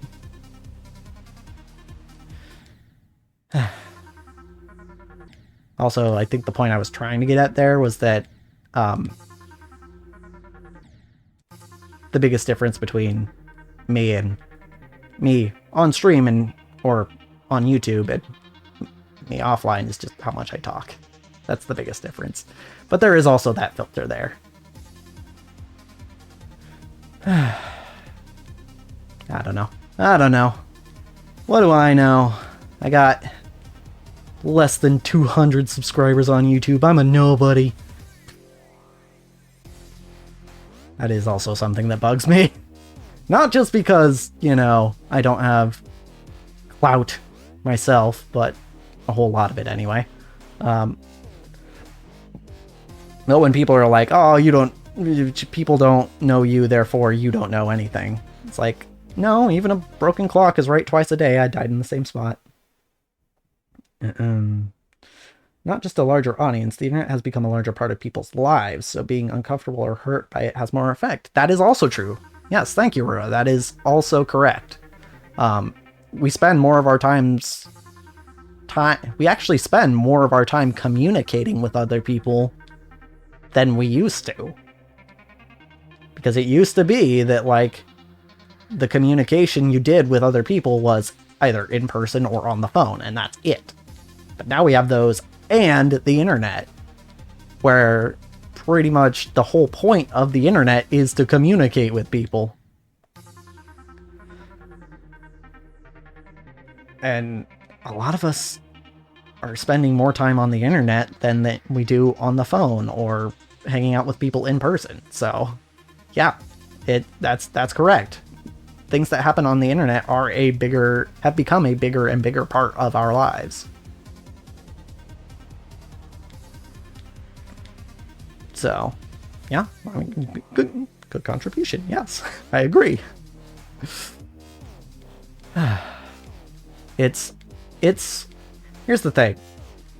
I get upset about this, but it's kind of, there's an argument that's made that our minds are just not made to deal with communicating with, thousands of people on the daily, right? And thus, and that's why we fall into these loopholes of like, well, you just got to be 100% honest all of the time and say exactly what's on your mind. I mean, that's actually a bad idea, even if you are just talking to people in person, but, yeah, there is an argument that, like, evolutionarily, we're not equipped for this. But, I mean, if you believe in free will,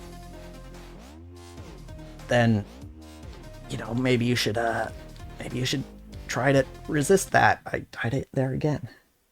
60% part 2. Part 3 now. Yeah, it's... Oof. Let's not get into the subject of whether free will exists, because that one always tends to depress me. So I'm going to choose not to talk about it. Aha!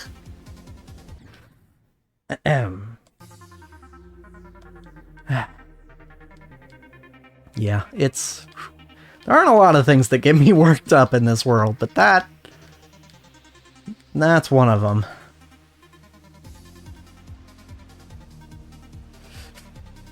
It's just, I don't know. Maybe it's easier for me. Probably not jumping that bait. Yeah, I know. I know I'm not supposed to jump there. It's just... Knowing something and actually doing it are two different things. And hey, actually, that kind of ties into what we were just talking about it. Because hey, you know what? Maybe not everyone who is quote-unquote a jerk on the internet doesn't know the stuff that I'm talking about. Maybe it's just in the moment they forgot to apply their knowledge, Because that happens, Sometimes you get swept up in the moment and you just have a plain old emotional reaction and you don't stop to temper it with thought.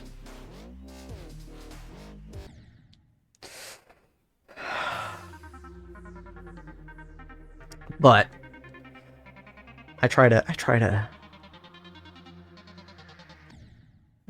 to let that happen for myself personally. Try to think before I speak and think before I post. Which isn't, and I'm not gonna say that I always get it right, There are things that I say on the internet that I'm like, maybe I shouldn't have later. But I do my best. And I hope that most people are, and not just... I try to assume...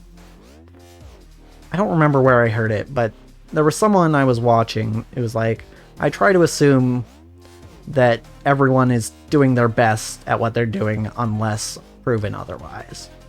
There it is again.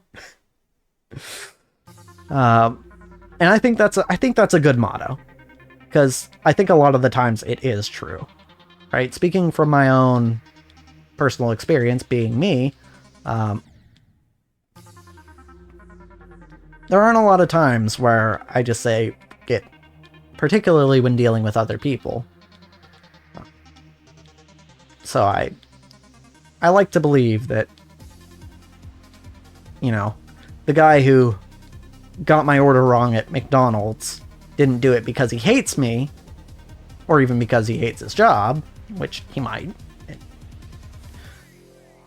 But just because, he did his best and he still failed. Because that happens, right? And that's something a lot of people don't acknowledge, is sometimes you do your best and you fail anyway. And that's okay.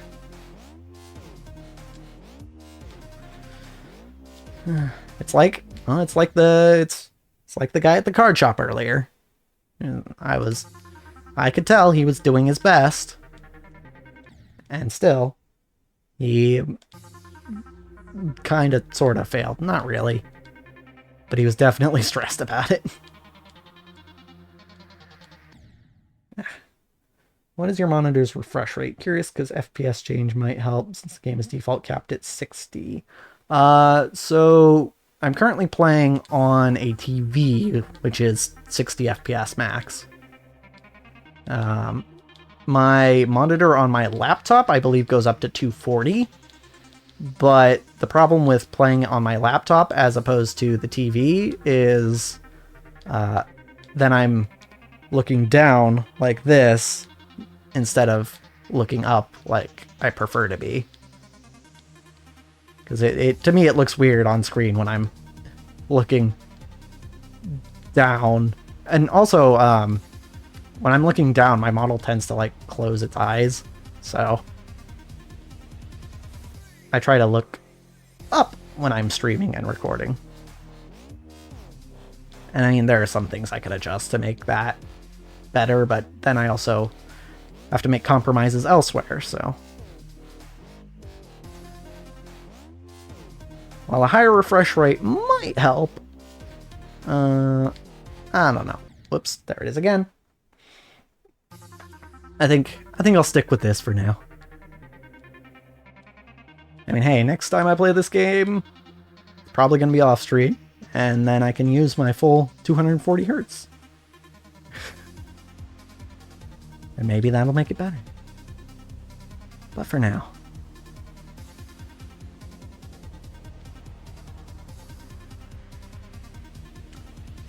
You do.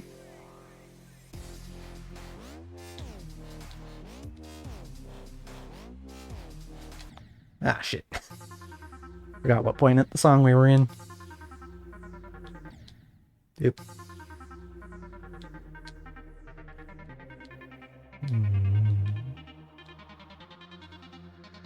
Oops, too early. Trust, 240 will be smooth as F. I play on 144. Ah, gotcha. So the funny thing is, when I first got this laptop, I was like, I wasn't sure if I even wanted to spring for the one with the 240 refresh rate. And ultimately I was like, yeah, and I think there was one or two other features I wanted about this one too. And so I get this laptop, right, and it's set to 240 at default. And I start using it, I'm like, oh, why does my head hurt when I'm using this laptop for a while? Turns out, going from 60 to 240 can kind of take some adjusting, you know, from your brain. Eventually I got used to it, but then I had to switch it back down to 60 because I started playing Skyrim, and Skyrim really doesn't like when your monitor is a higher refresh rate than 60. It just really, it breaks the physics. That's what I figured out. Particularly in the intro cutscene, where you're being taken to the block in what was Helgen? In Helgen. Yeah, I kept starting up the game, and like the cart was like flipping around all over the place. I was like, what the hell's going on? And I thought it was because of the mods I installed. But no, it's actually just Skyrim. That's actually just how Skyrim works, or doesn't work. It also makes stuff like the ship game mode easier since you have more control over flying. Ah, neat. Cool. Yeah, Skyrim is the reason I turned it back down to 60, and I've kind of been going back and forth ever since, based on how much I've been playing Skyrim lately. Which lately hasn't been much, but I think I'm still on 60 right now, so I guess I could switch back, I don't know. Yeah. Okay. I don't mod games often, but Skyrim I feel like is one of, because I tried getting into vanilla Skyrim at one point, and it just did not work for me. I just was not that interested.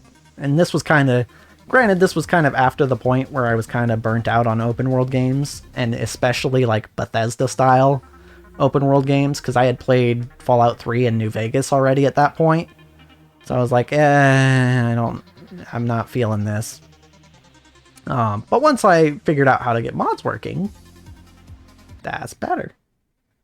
Before 2.2, Geometry Dash used to have the same issue. The game didn't have an FPS option, and it was always locked to 60.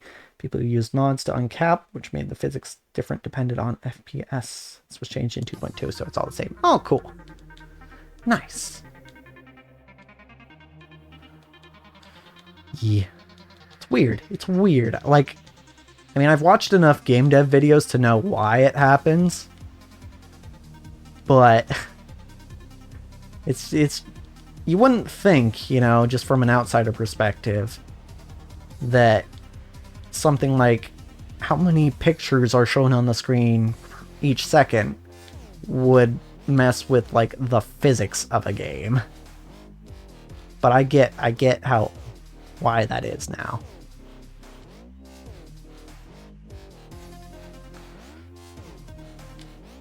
And ultimately, it comes down to the fact that, some game devs, the easiest unit of time to use in programming a game is actually a frame. It's because a frame is always a frame is always a frame. And computers very much understand what a frame is. So a lot of the times, particularly in older games, stuff like physics engines would be programmed based on the frames. And rather than like actual seconds. So like if you want the ball to move at 5 meters per second, then, well, you have to figure out how many frames are going to be in a second for your game. And then you're going to figure out, okay, based on that, I'm going to move it, you know, X units per frame. And actually, for console games, that's generally not as much of a problem, because console games tend to run at a relatively stable frame rate, or at least they did in the past.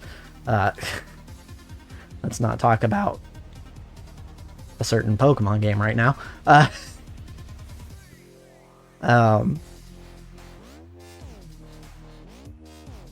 So yeah, for console games in the past, it actually worked pretty well to, you know, code your physics based on the frames. But, unfortunately... Oh, okay. 61%. Unfortunately, yeah, that doesn't really translate as well to computers where, you know, literally everyone is running slightly different hardware that's going to run the games at a slightly different frame rate. So that's where you need delta time, which basically converts frames into actual seconds. And then you work off that instead of frames for your physics engine.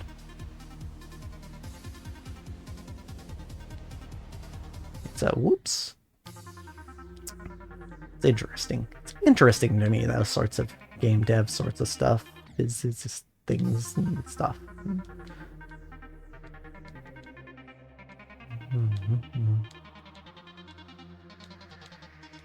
Ow.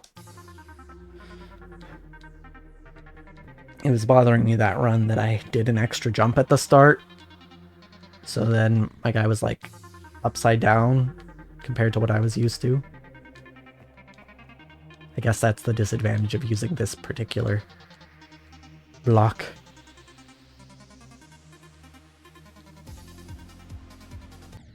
Ow. Hello, Hershey. Thank you for the lurk. I appreciate it. Alright. We're just here playing some Geometry Dash and talking about life and video games and how to get a girl. I guess. I'm probably not the right person to ask for that subject because I haven't dated anyone in 10 years. I kid about that because I'm actually kind of okay with it. Like, I wouldn't say I'm aromantic, but like, I am not particularly concerned about being in a relationship. I have other things that I feel like are more important in life.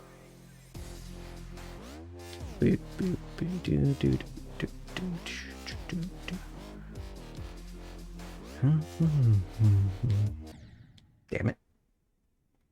FNAF 1 is a perfect example of frame-based gameplay. Freddy, Bonnie, and Chica are only active when you first open the cams. Foxy Hour is frame-based. The game is around 60 FPS to my knowledge.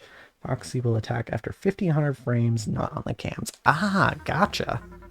I did not know that. And that is the one FNAF game I played. Well, I played the demo for the first FNAF. Yeah, that's neat. So if you were to run FNAF at like 240 frames per second, Foxy would attack 4 times faster, which would be awkward. Just make the game that much harder, I guess.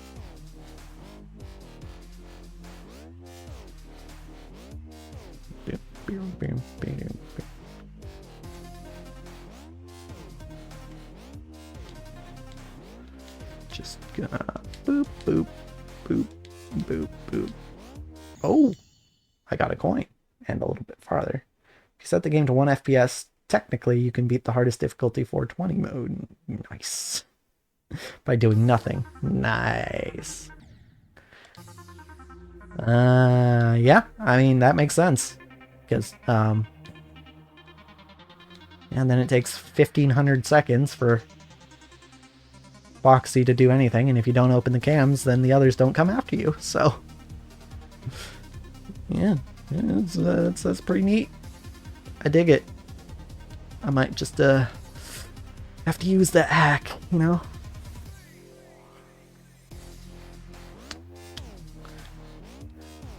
Wonder if anyone's told the, king of Five Nights at Freddy's, Mr. Markiplier, that you could do that.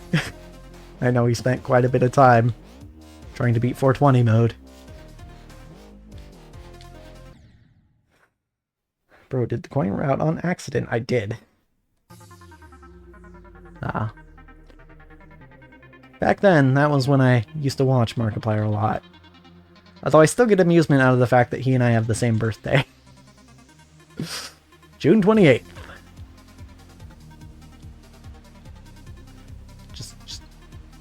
I wanna have a joint birthday party with him.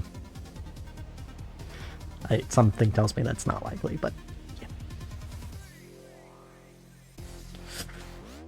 yeah.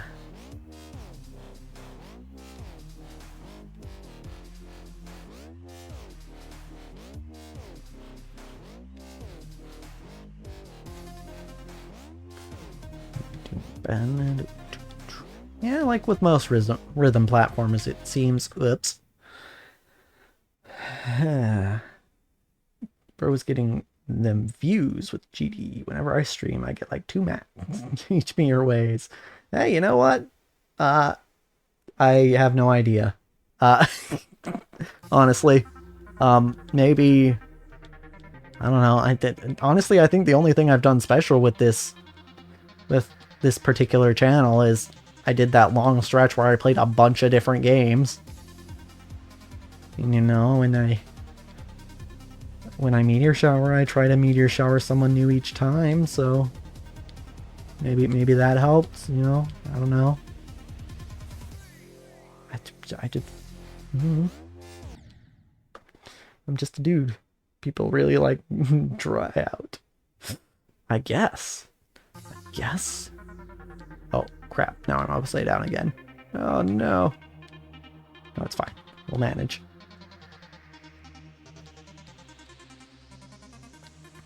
Just don't focus on which way the box is turned, Holiday. It's fine. It's gonna be fine. Just gotta focus on pressing the right button, not which way the box is turned. Whoop. Ow. Alright. Whip.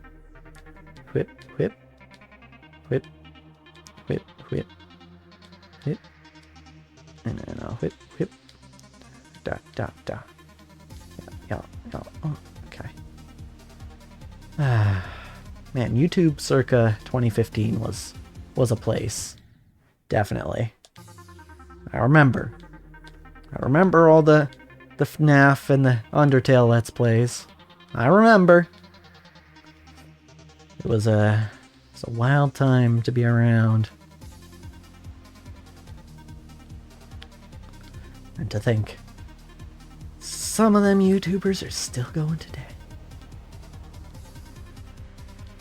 I mean, Mark doesn't do a whole lot of Let's Play stuff anymore, but, you know, I mean, he does some.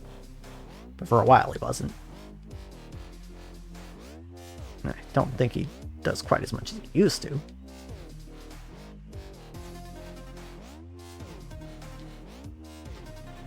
Here we go. But you know, you still got your Jacksepticeyes and... Ooh, close. Alright. You, phone, I need you to actually be charging. This is why I use an icon that doesn't have a face and is perfectly centered on all sides. I made my own icon. Yeah. Yeah, I figure that's probably the smart thing to do, but also I've never accused myself of being smart, so...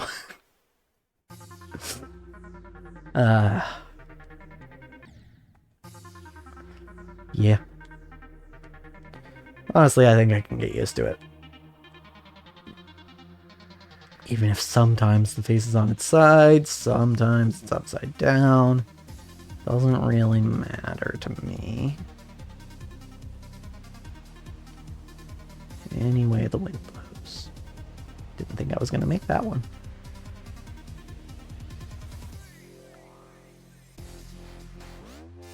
I do kind of like the idea of the box laying on its side, just kind of like sliding along for a little bit.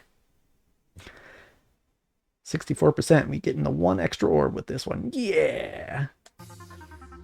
One extra orb. We love it.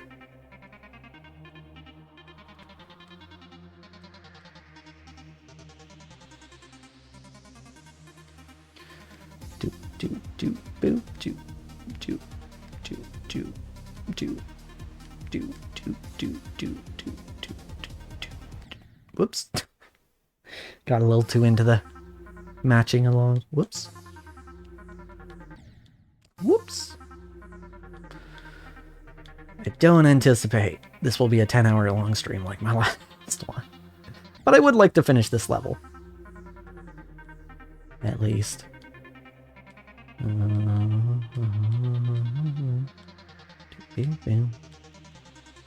Because, yeah. I don't have much more time to stream. Oh, it's only like a week.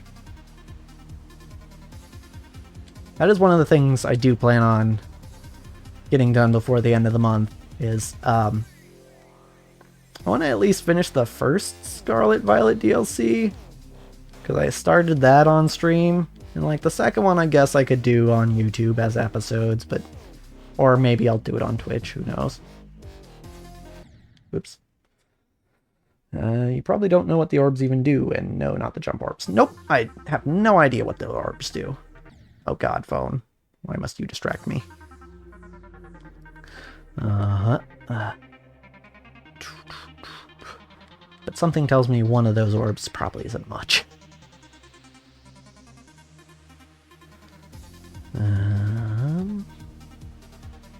yeah, so that's going to be Monday's stream.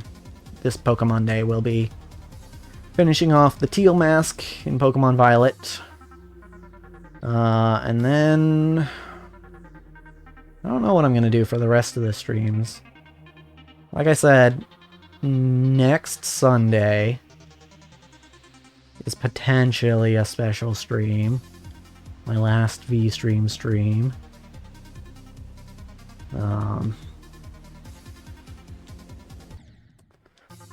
But as for the Saturday and Thursday prior to that, I do not know. We'll see, I suppose. Probably not this game. I'll say that. Maybe we'll say one last hello to Tarbarrel, maybe, in Baldur's Gate. I don't know.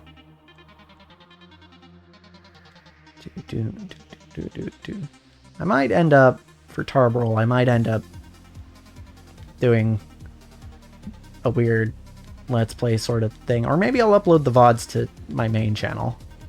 I don't know. Because I want to finish that campaign, but like... if I'm not streaming it, it's hard to find an excuse, you know? Particularly when I'm already recording other stuff. And Baldur's Gate definitely isn't a game where you can do like 15-minute episodes. 15 minutes barely covers a battle in Baldur's Gate. If at all. Like trying to play an RTS for 15 minutes. It just does not work.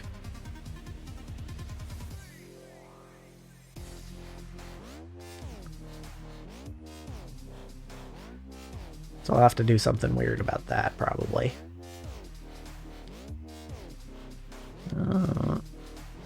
And there's also the other thing I've been thinking about.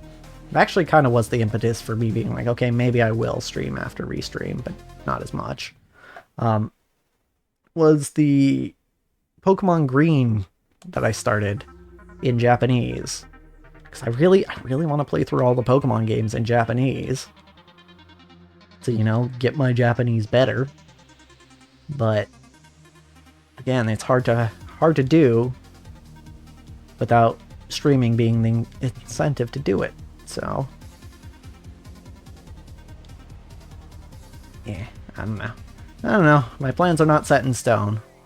That is for certain. We will see. We will see how things shake out. I mean, if history serves as any sort of lesson, it's probably that I won't get nearly as much done as I want to get done. 65, okay. Okay, yeah, I downloaded all the Overcooked VODs on my 2.2 release for that action. Not much reason to download any of my other streams. Which, by the way, are 70 gigs, right? Yep. Video files take up a lot of space, turns out. It's, yeah. But for me, in particular, because I record my streams locally, while I'm streaming, I also... and I end up uploading them to my VOD channel on YouTube, ExtraHoliday Records. So if you want to see any stream I've ever done, it'll be there eventually. It's not up to date right now, but I have a feeling should April 1st come around and Eastream be gone, I'll probably find the time to upload the VODs I haven't uploaded.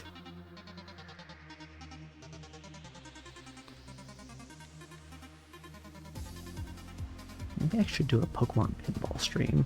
Those are chill. I don't know.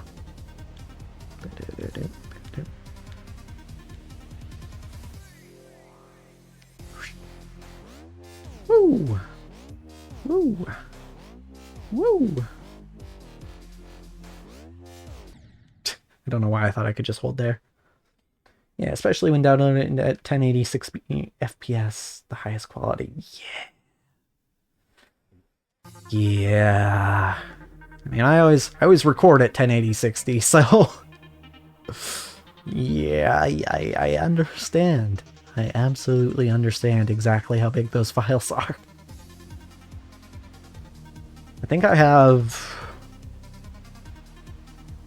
4 different external hard drives that are all over 10 terabytes in storage that I filled up with, you know, backup footage from my YouTube channel. Yeah, so something like at least 40 terabytes. Yeah, it's a lot. And if you're wondering, yes, I actually do use that footage sometimes.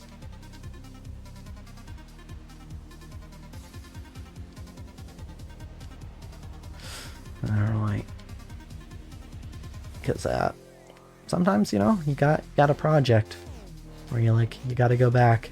I was eventually going to get everything from my YouTube channel uploaded to this channel. But, I mean, these streams going away, and that's just not gonna happen. I think all I got up was, like, Gravity Rush and Splatoon. The first one. Yeah. Not quite all my videos. All of my nearly 2,000 videos.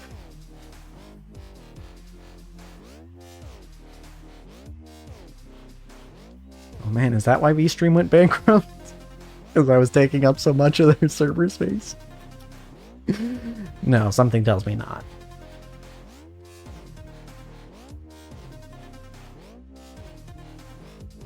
Oh, a little bit more. Some of my VODs only have the 1080p options, while others have all the quality options, so yeah. Yeah, that'll happen. The only two videos I uploaded to my VStream are my verification videos for 2 GD challenges. Ah. I see. I think I did. You reminded me. I think I did end up uploading my my current personal best for Mega Man X, speedrunning that. I think that is uploaded on my YouTube channel now, so I should actually submit that to speedrun so that that can get updated. I mean, it's not like a world record run or anything, but it is my best, and the one that's on there is not my best, so...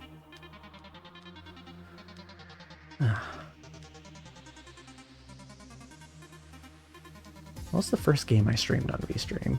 Maybe I should do a stream of that. I want to say it was Tears of the Kingdom? Maybe Legends Arceus? Oops. Oh no, I think it was Scarlet. Yeah, I think it was Scarlet. Because I was grinding for the end game. I mean, I kind of already finished Scarlet. Kind of done with that, unless I want to do the DLC, which I'm already doing in Violet, and from what I can tell, the structure doesn't really support the Scout Lock format, so there aren't really badges to collect or anything, so yeah, probably not going to do that.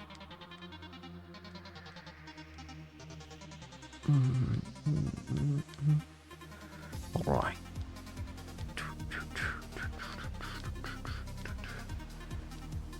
Tis a shame. Tis a shame this platform is going. I had high hopes. But alas, I suppose all good things must come to an end.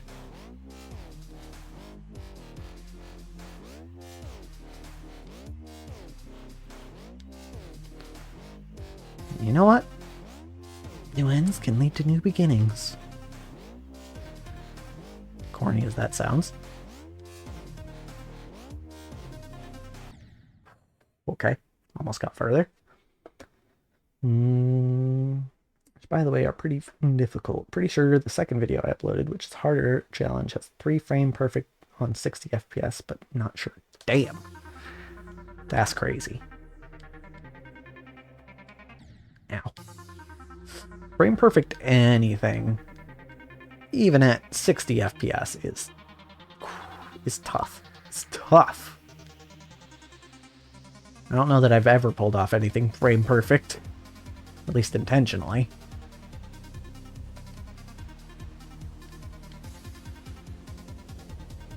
I've tried. I'm pretty sure I've tried, but I don't think I have.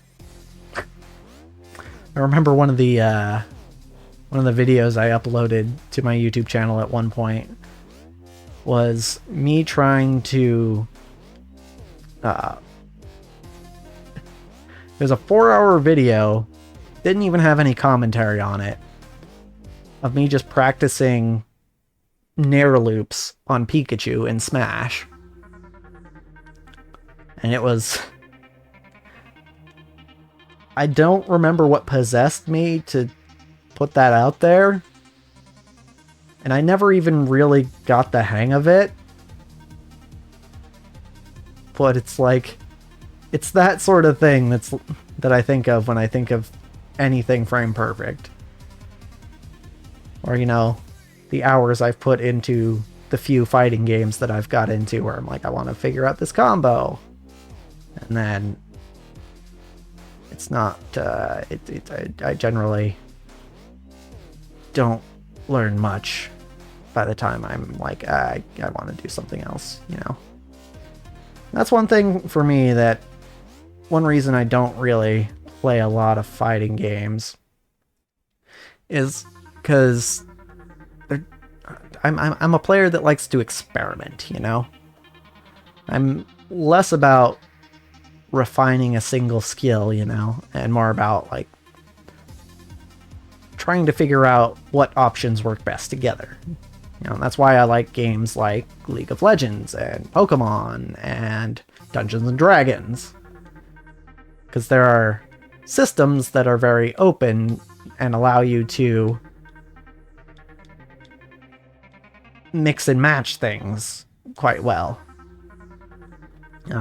Like, if Smash, well, like, they kind of had this in Smash 4, but if Smash allowed you to, like, put different fighters' moves together, I'd have a lot of fun with that.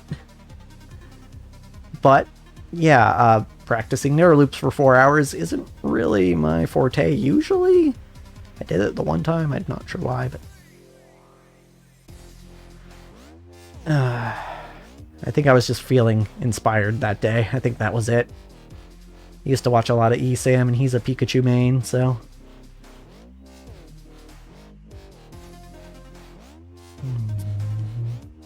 I thought, ooh, that's neat. I want to be able to do that. And, frick. Even so, on 144, which I verified on, it's barely a few frames right. Be like 2.5 or something, right? Almost. Yeah. That's, oop. That's tough.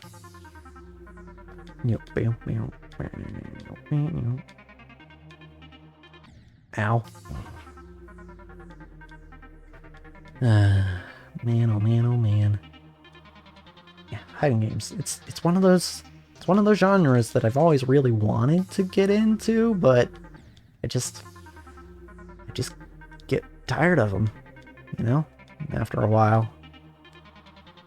That is kind of a general trend in my life, is if things start getting too repetitive, I just move on. Right? It's like I actually just told my grandpa this the other day.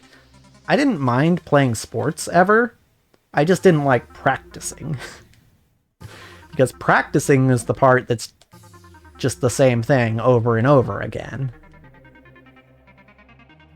And that's the boring part for me. And it didn't help that when I was playing baseball, I was always in the outfield, and you know, on a Little League team, you rarely ever get any hits into the outfield. Also, it's baseball, so no matter what position you're playing, you're going to be standing around a decent amount. I prefer other sports to baseball, actually. Like, you know, tennis, badminton, volleyball. Net sports, mostly. Basketball, even. I guess that one also has a net, but I don't think it's considered a net sport. Wow.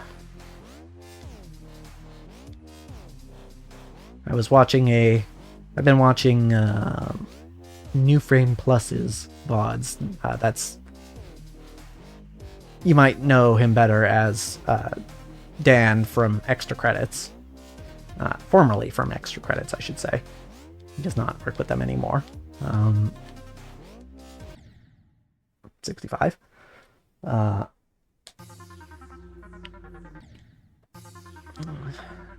And he and his chat were talking about sports that were fun to watch, because he recently moved back to Vancouver, British Columbia.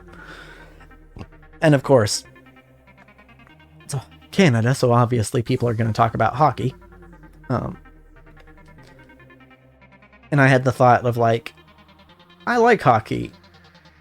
And hockey might actually be one of the only sports where I'd rather watch it than play it. Because hockey is actually pretty fun to watch. He described it as soccer, but at twice the speed, and you don't have to watch people fake an injury. And I can agree. I think that's a pretty succinct description of hockey. And playing hockey is painful. I mean, I haven't played too much of it. We played some floor hockey and PE back in the day, but yeah, I mean, if you're not getting hit by the puck or the ball, you're also getting slammed into things, and it's a very physical sport. Like, as in a lot of physical contact. So yeah, it's very fun to watch. Probably not something I would go out of my way to play, though, unlike most other sports. Although, admittedly, there are some other sports. I mean, there are some sports that I don't really want to watch or play. I'm mostly looking at you, soccer. Because most of soccer, in my experience, has just been running back and forth up and down the field. Which is just exhausting. Took me 6 hours with 17,000 or something attempts. For reference, you were just under 300 after an hour and a half. Yeah. For a 9-second challenge. Yeah. It's pretty tough. Oh, you know what? That just reminded me of another thing I wanted to do on stream. I wanted to beat Super Rubber Ross World. Because I started that on YouTube. But then I got to a point where, like, I don't want to play this on as, you know, episodes anymore. I think this would be better to stream. Because it got to a point where I was like, I spent like 10 episodes on one level. I'm like, yeah, maybe I should stream this instead. So maybe Mario Maker 2? Maybe that'll be a stream next week. We'll see. Ow.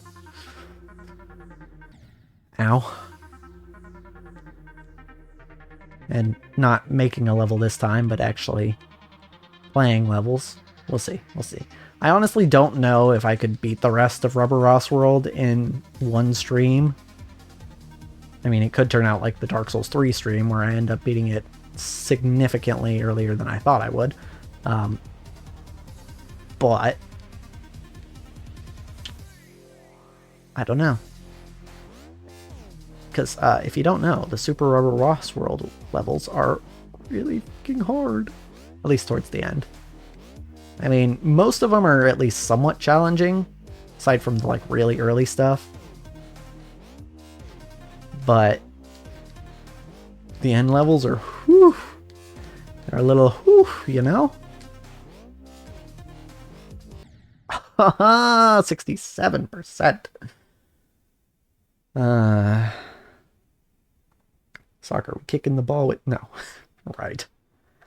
Do not play my Mario Maker 2 levels. They are the definition of brain rot. Wonderful. Yeah, I mean, I think once I'm done with Super Rubber Ross World, I'm probably done playing Mario Maker levels outside of just making my own. Because I still have that Super World I want to finish, which I guess I'm doing off stream now. boop.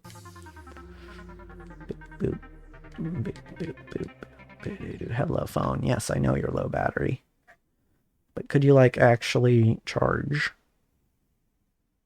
See, my phone does this thing where even though it's plugged in, it doesn't want to charge. And it annoys me. You know. But I guess that's what I get for getting a secondhand iPhone. Oh well. Honestly, don't really regret it, because the iPhones are expensive. I got this one for like $200, which is neat.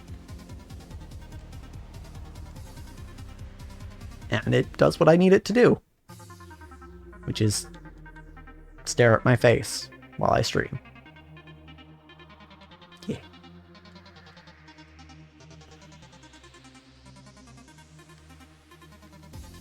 It's just, you know, I lose out on battery life, which is unfortunate.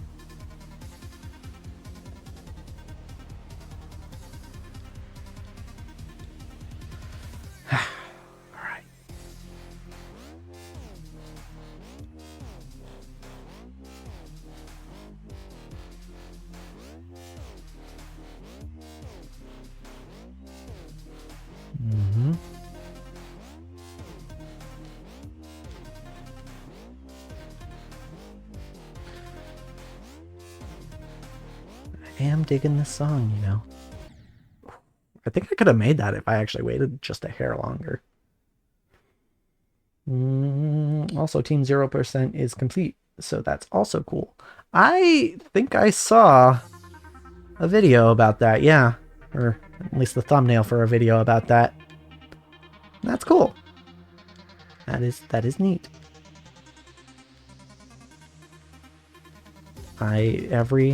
Every level in Mario Maker has been finished.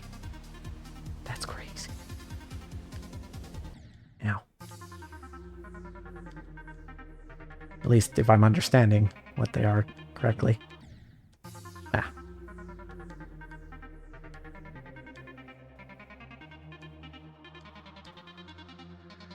Ow. You know, when you do something for a while, and you're steadily getting better at it, then you feel like you're starting to get worse again. I'm not there yet. I'm just sometimes, you know, you lose out. 300 attempts. 300 is a magic number, right? Or like 100 magic numbers? I think so. That sounds right to me.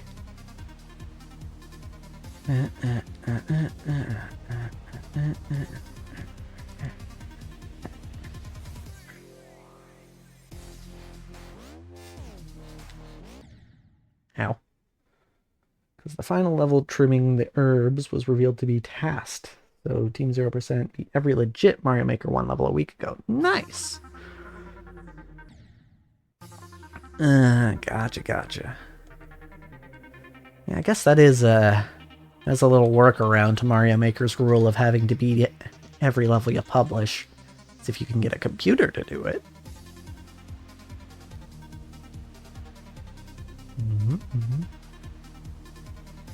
Task runs are interesting. I am, at first I was like, oh, that's lame, just getting a computer to do it for you. And then I was like, wait a minute. There are things that they can do that just aren't humanly possible. And it was then that I recognized, like, oh yeah, okay, this is actually kind of neat. So. Oops. I now respect the tasks as well. Also, I know, now that I have slightly more of an idea what goes into a task run, I'm like, oh, yeah, this is actually still quite a bit of work, just not the same kind of work as a normal or I guess RTA run. That's what they're called, if I'm remembering correctly. Or RTA, I think RTA is real-time attempt, right? No. Or real-time attempt run doesn't make the most sense.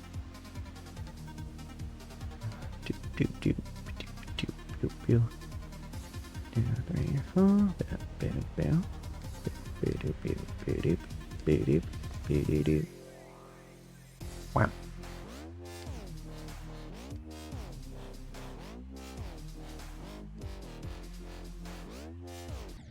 Oops.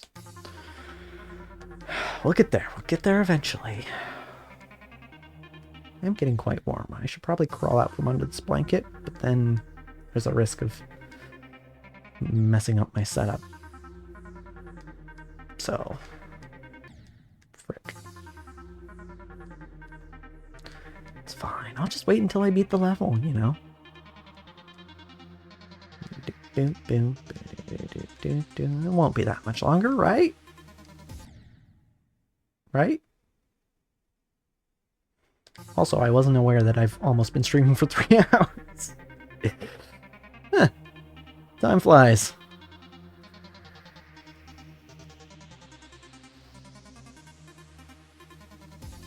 Just reminds me of Zillion's joke in League of Legends. Time flies like an arrow. Fruit flies like banana. Huh? Huh?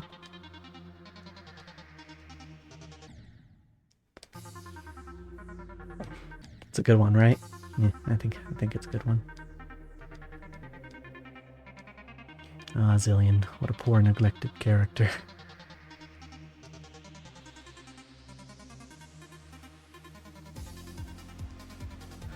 It's fine, League already has their one-time traveler.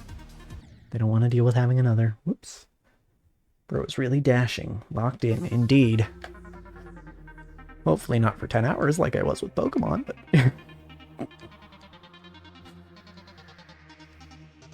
We are here. We are doing things. We are dashing through the geometry in a one-person open stream. Where the views we go. Dashing while we scream.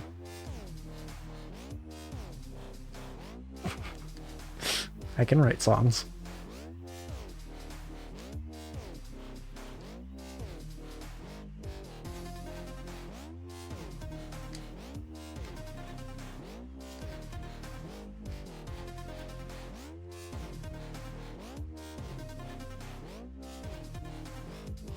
Hey, Dad.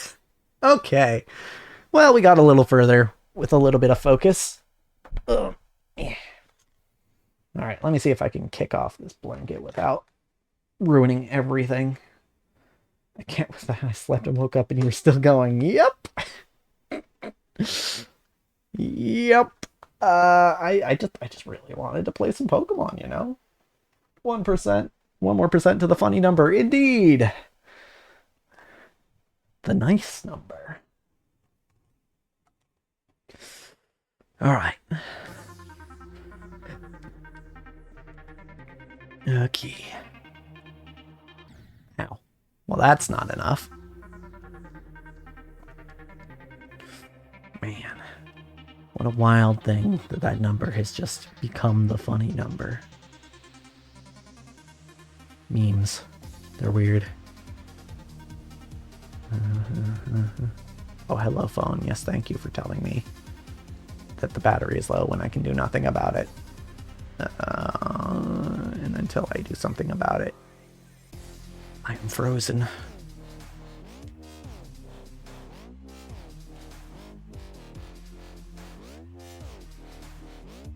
Oh, it actually went away. You jumped like a pro. I got a new secondary color. Cool.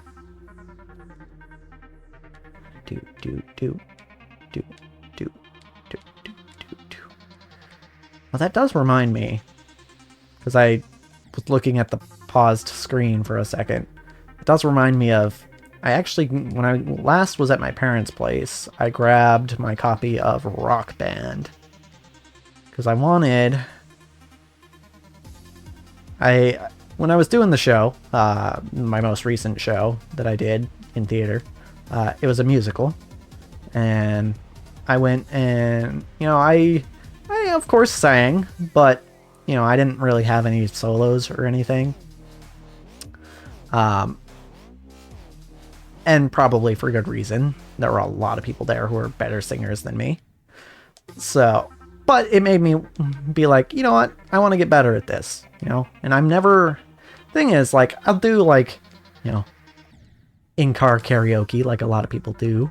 Where, you know, you put on a song you like listening to and sing along and such. But aside from that and, you know, the show I was doing, I don't do a lot of singing. And it is one thing that I would like to get better at. So, I was like, you know what? At least, if I have Rock Band, then maybe I can play through the whole game with the microphone. And maybe that'll make me a better singer, because at least that can tell me, you know, whether I'm on pitch or not. Whereas, you know, in the car, I'd have to have someone with me to tell me. And if I had someone with me, it would kind of defeat the purpose of, you know, singing alone in the car, where I don't have to worry about people judging me for being bad.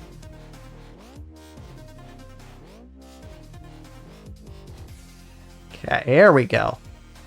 I think we might have passed the funny number.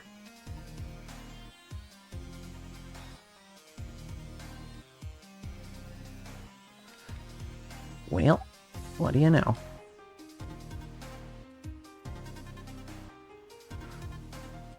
Oh, close. Very, very close.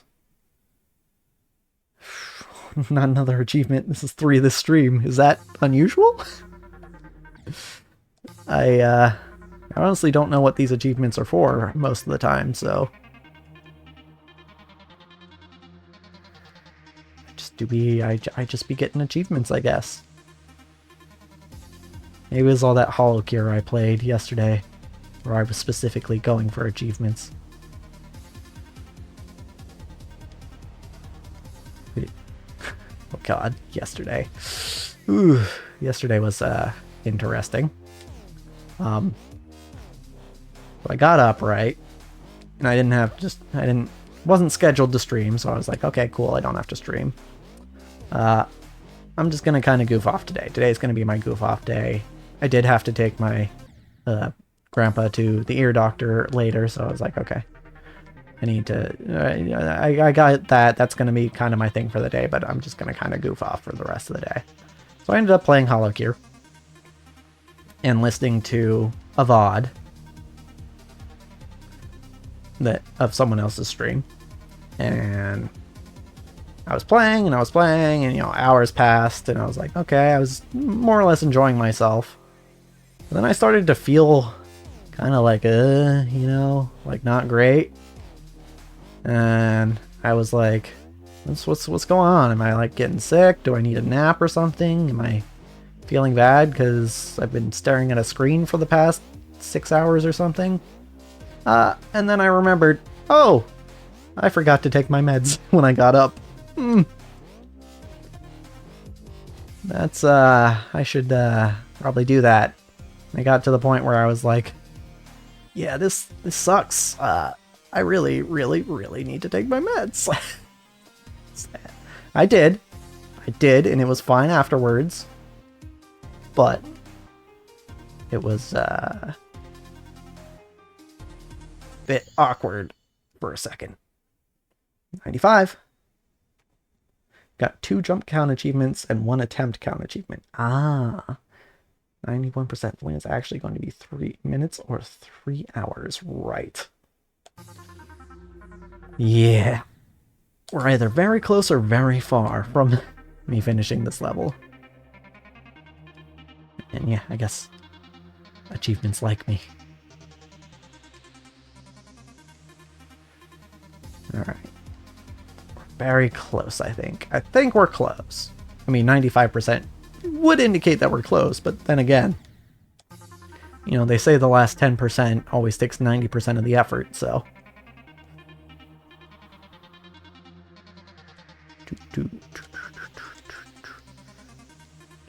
Alright, we got this. Not like that. 95%. I realized in like 10 jumps away or something. Yeah. Yeah. Ow. Just kind of fell into that. It's fine.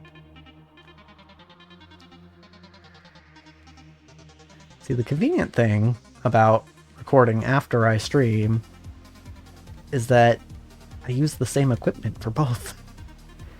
So I don't have to take anything down and then put it back up like I would if I were recording and streaming at totally separate times.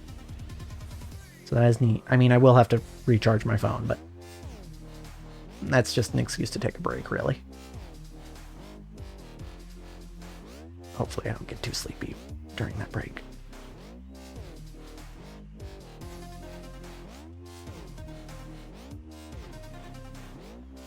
We got this easy as. Accidentally went the coin route again and it threw me off. Whip. Ow. Imagine failing the first jump after getting 95%. Ow.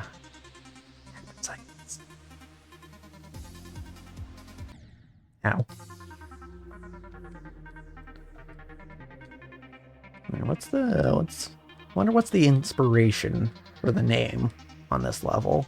Dry Out. Is it just the name of the song, or? I mean, I guess it sounds kind of dry. Like, you know. Ow. I don't know. Like, the level itself doesn't look very dry. Looks like there could be water. Ow. Beats me. Don't ask me how I died there. Just kind of spaced out for a sec.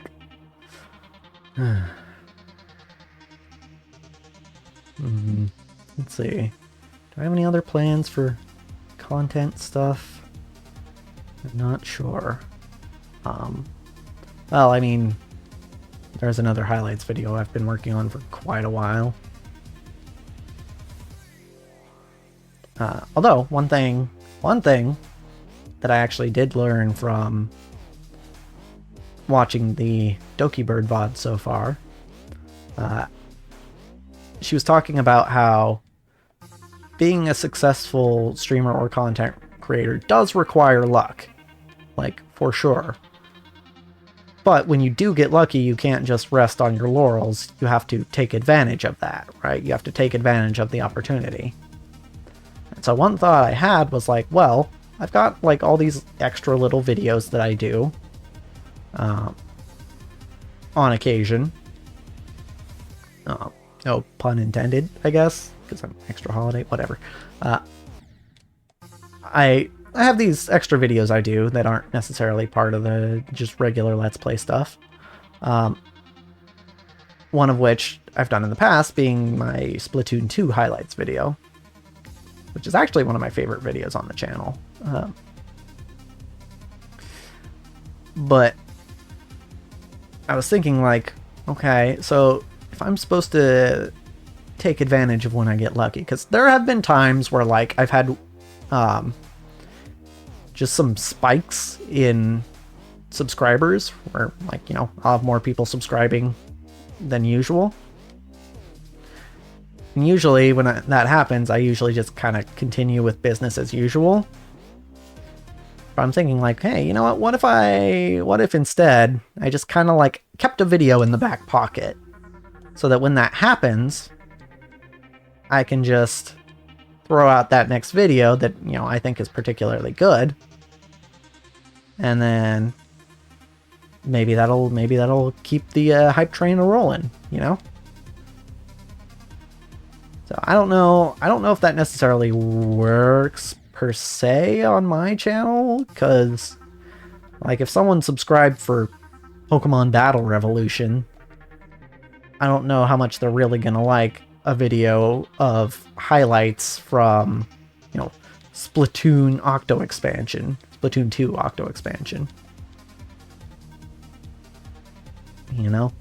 I mean, maybe. There's probably some crossover in those audiences, but not as much as if I did, like, another Battle Revolution video. Which I will eventually get back to.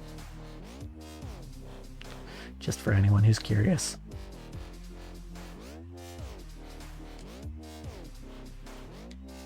Okay. 1, 2, 3. Oop, I got a little overzealous there. The main level names are just the song names. Dry Out by DJVI or DJ Vi? I don't know. Is the name of the song? Is the song? Gotcha. So I guess my question then is, did the songs exist before the game, or were they made for this game specifically?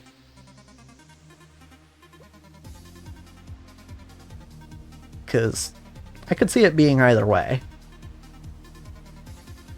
I mean, so far the songs have all been like a very cohesive sound. So I could see them actually being specifically made for the game, as opposed to songs that already existed, but I do not know.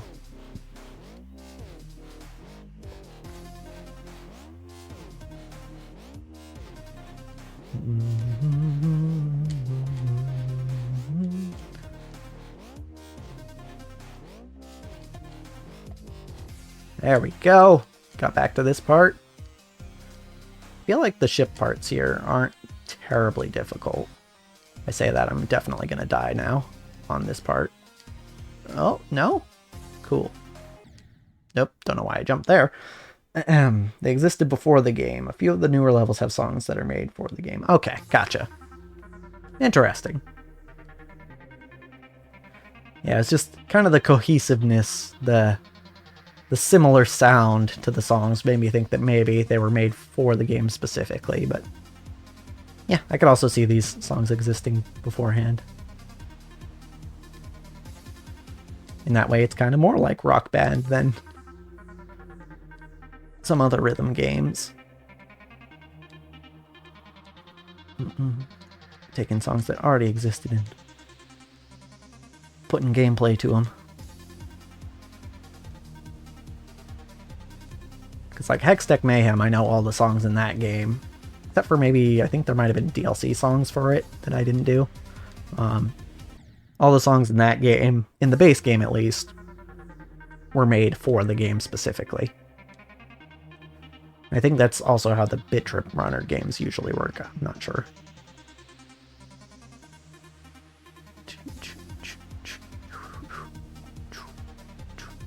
I had a friend who was really into the Bit Trip Runner games, and that was really the first rhythm platformer I played.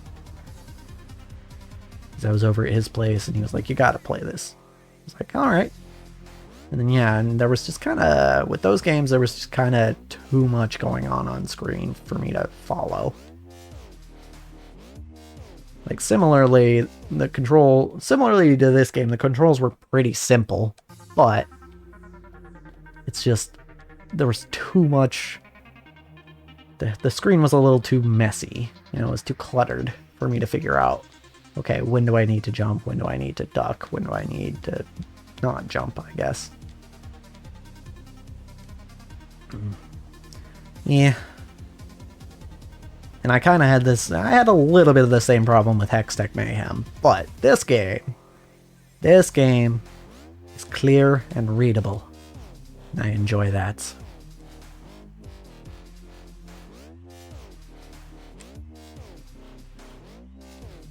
Oops. Yeah. For example, the latest level is literally called Dash, Geometry Dash theme song on YouTube, release version by MDK. Neat.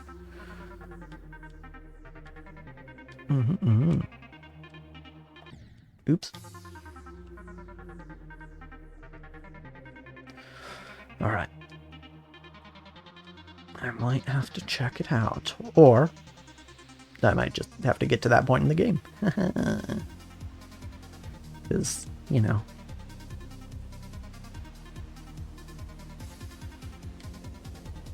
Oh, I didn't think I was going to make that. Once again.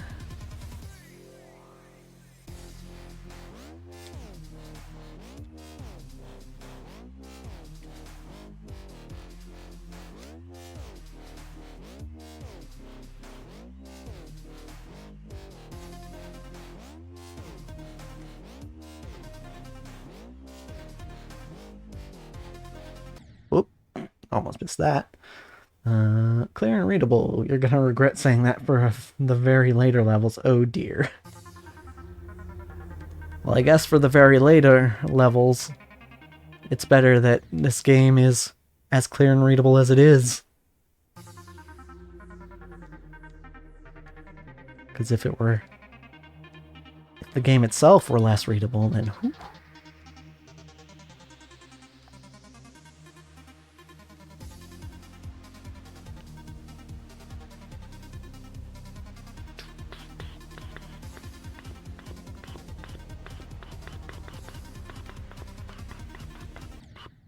Damn it.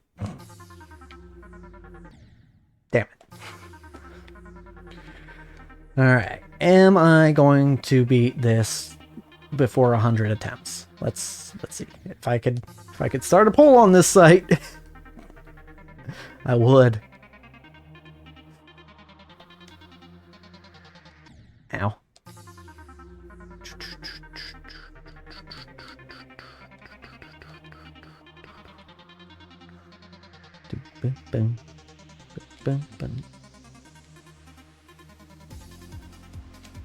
Oops. The YouTube release version for Dash is slightly different than the in-game version, and longer too, as it's an actual song release. Rob Top just had MDK shorten the song so the level isn't like 3 minutes long. That's fair. Yeah, I mean, if you've ever played Through the Fire and the Flames in Guitar Hero, you know that having to play a song that is much too long is it's a task. It's a task, certainly. Just so everyone knows, I never played it on any higher than easy.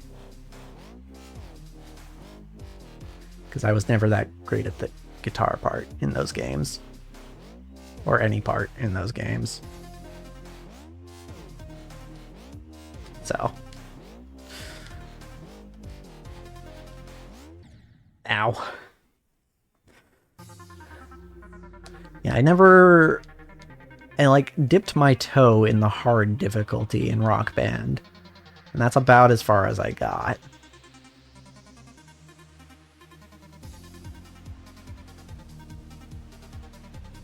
And then later on in my life, I go and watch people like, you know, Jason Paradise. And be like, who can just like sight read entire songs that are stupid difficult.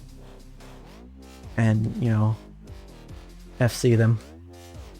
First try. It's like, huh. Huh. Interesting.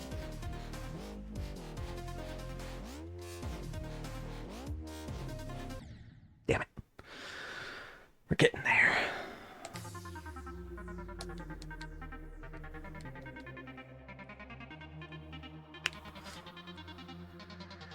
Meow, meow. Meow, meow. And see, if I had channel points, you know, I'd start a poll, be like, will Holiday beat this level before 400 attempts? Then people could bet.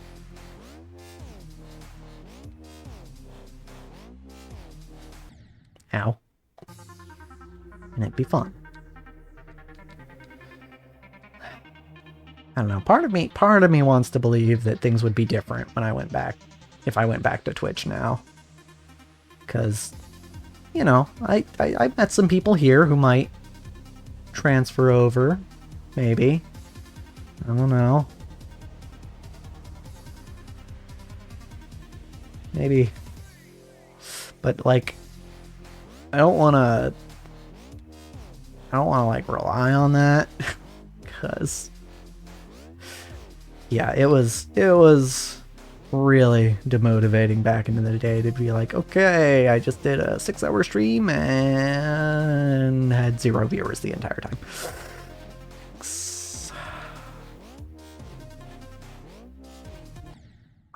Okay. I have full confidence that you can. I appreciate it.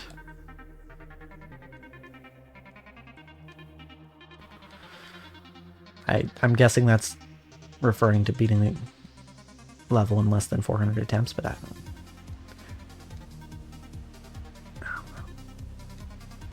I don't know for sure. Ah, frick.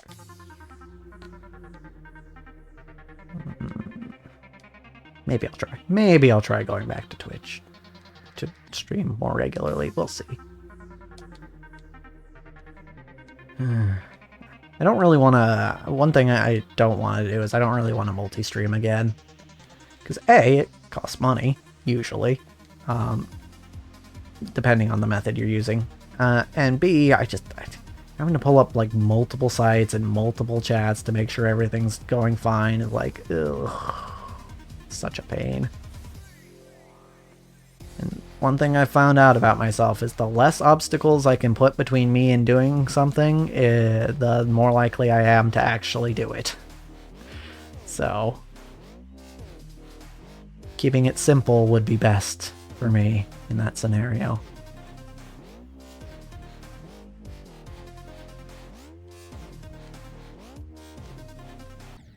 Damn. Maybe if you drop a link to your Twitch, I'm pretty sure it's in my profile. Cough, cough, but it's twitch.tv/ExtraHoliday. It's not crazy. Check out About page. Yep. Oh, shoot, I forgot about that. Yeah. Last time I streamed on Twitch was October 2023, around the time I switched to VStream, so yeah. Yep.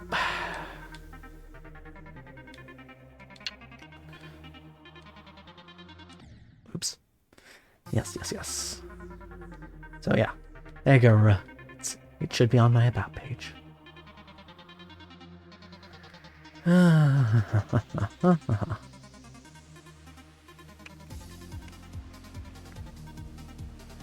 Yeah, we'll see. We'll see. I'm probably not entirely done streaming for the near future. It's just with VStream going, my hope goes with it.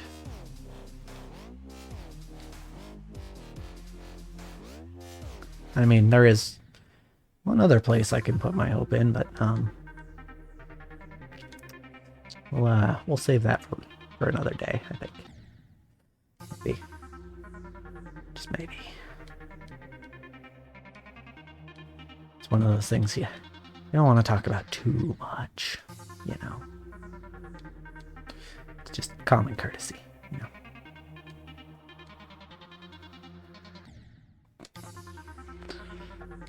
Okay.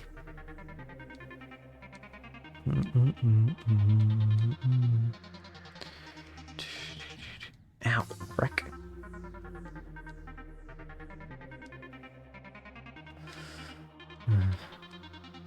Maybe I can get Twitch affiliate. I was gonna say partner, but that's kind of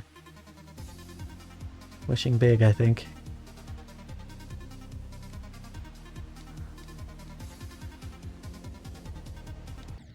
Ow. I think I might have got like somewhat close on some of the metrics to being Twitch affiliate. I'm remembering right. I don't remember. Been a while.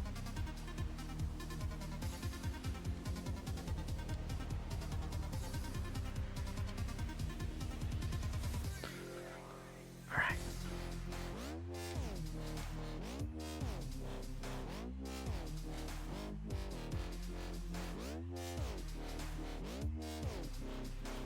Some parts of this level are just knowing when to hold the button and when to release.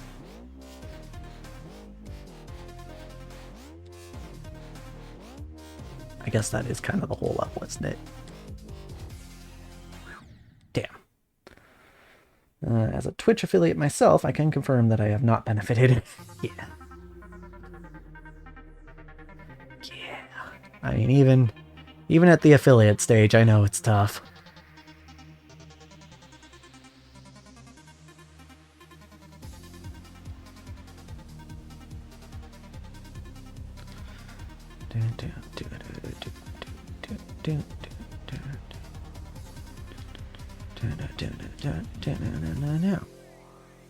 Beep.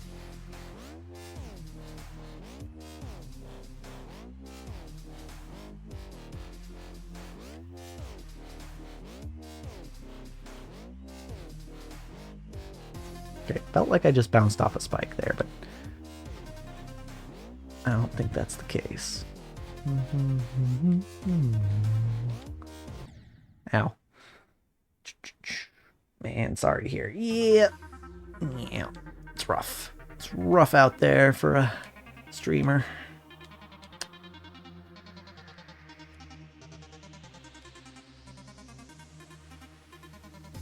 And of course, who knows how long Twitch is gonna last, because last I heard they were still leaking money.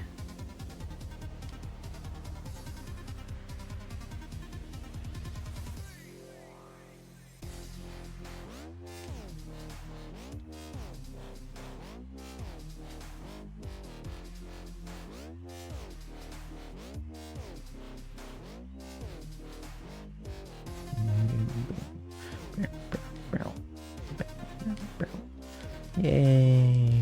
Bounce. Damn it. Another plus of streaming on VStream is that if I stream Geometry Dash, I won't have 5-year-olds asking me to play their level and sending their level IDs when I'm trying to beat them. Yeah. I think I ran into that problem when I played Mario Maker on stream on Twitch. It's like, I'm not looking for levels to play, thank you. I'm good. It does seem like, you know, the Twitch audience is skewed a little younger than VStream's audience. That's also probably because a lot of VStream's audience is VTubers, or are VTubers.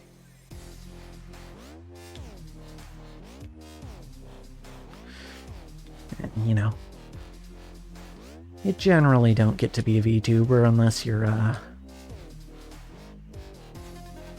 older-ish. Like, in your teens, at least. I know if I were any younger than that, my parents would probably have a problem with me being, you know, a streamer in general, let alone a VTuber.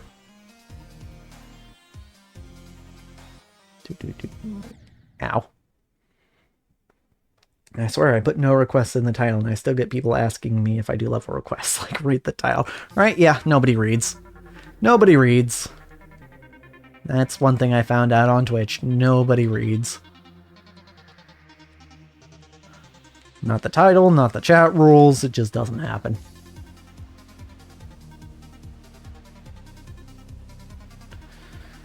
Yeah.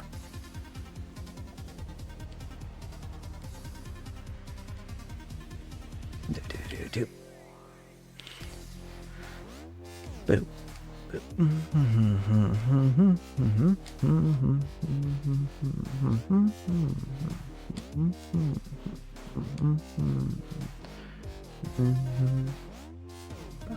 Bounce. Yay. All right.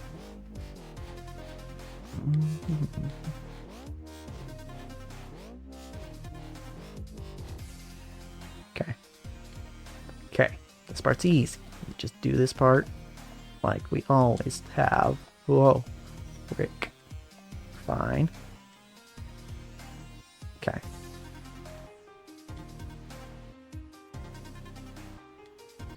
Damn it. I'm supposed to jump there. We have problems like bots going, want to get free followers? Like, man, I don't want scams in my goofy chat. Yep. Yeah, I remember those bots. I remember. Like, as soon as you get, like, a viewer on your stream, it's like, you get a bot in there that's like, hey, you want free followers? And it's like, yeah, no. Get out of here, scam bot. Just shoo. Should install magnets so that, you know, they try to come in and they get scrambled, you know.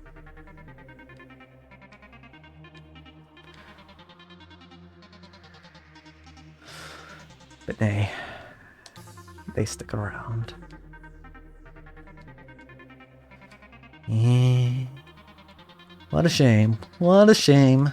The world is losing a fine streaming platform.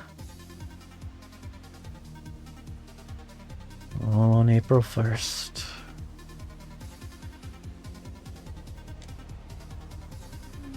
Darn.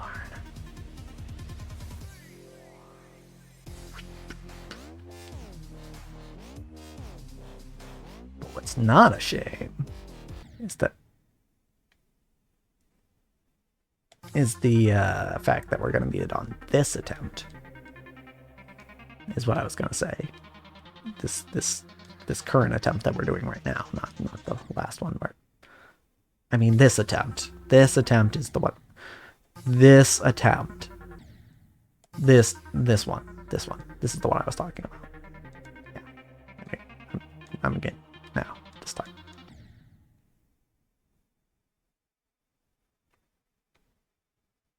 This one.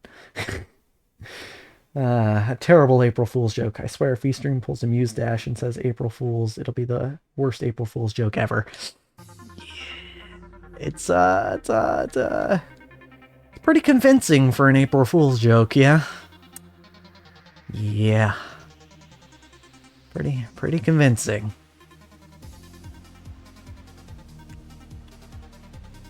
Do.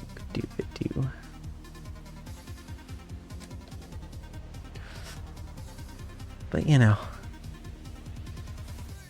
I choose to believe that they are not yanking our leg.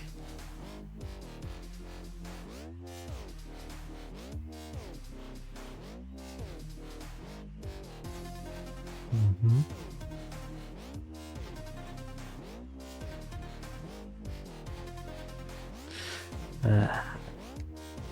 Here's this part of the level.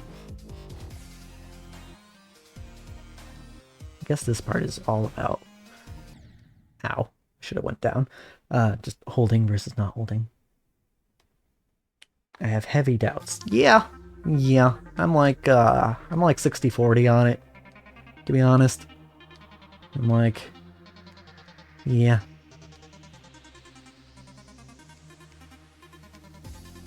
So...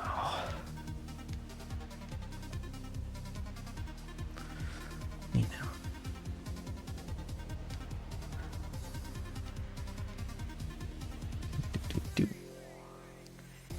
I mean, the thing that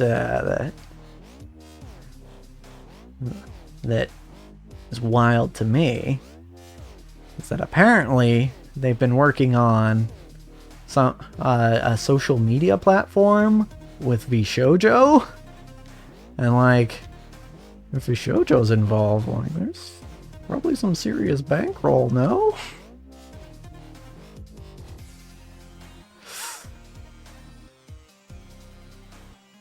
I mean, it'd be a shame if my favorite VTuber agency let my favorite streaming platform die, you know?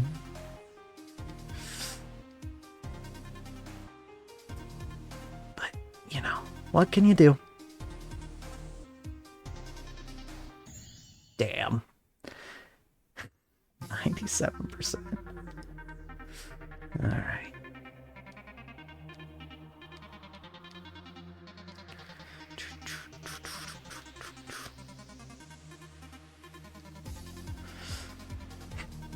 Is it safe to say I auditioned for VShojo at one point? Because I did.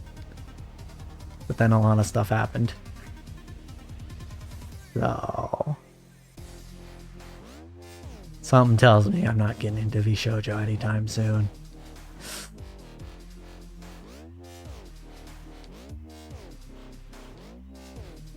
Much as I would like it. You know, there's a lot of streamers I like in VShojo, but... a lot of people I have a lot of respect for. But... something tells me after all that happened, that audition didn't really go anywhere.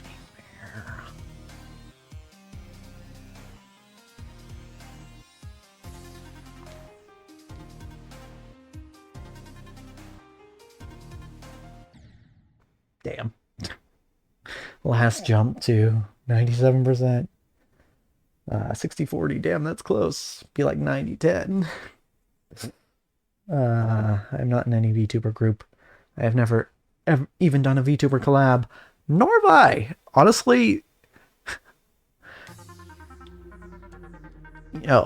after 2019, when I started ExtraHoliday Games, not only have I not done a VTuber collab, I have literally only collabed at all with one person. And not because I don't want to collab with people, it's just I don't know, I guess I just haven't been reaching out. I honestly don't know. Couldn't tell you what the problem was. I mean, part of it is, I don't remember who it was. A streamer of some sort was saying, like, if you're going to ask someone for a collab, you should probably have something that you're going to do in mind already. That way, for them, it's as easy as either saying yes or no.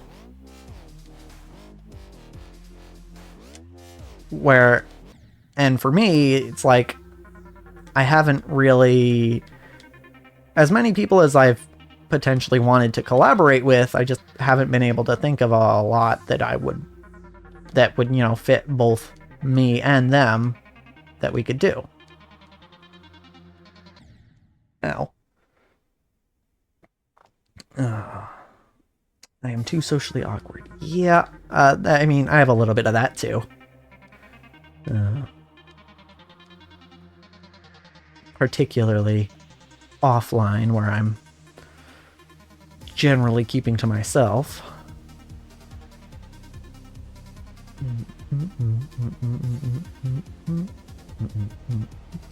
But hey, who knows? Part of me is kind of hoping that I meet someone IRL who is a VTuber, and we can get to know them as an actual human being first, and then we can collab. Right? That'd be neat to me, but I don't know how many VTubers are in this area. I honestly wouldn't be that surprised if I were literally the only one. Wanted to do a collab with the game Muck at some point, but never found anyone who got around to doing it. Yeah. Happens. Happens.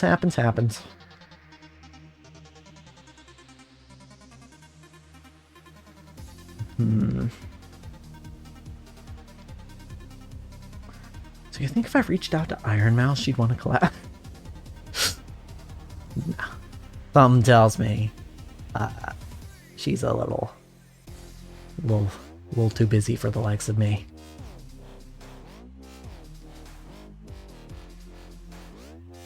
Not that I think she'd be snotty about it, but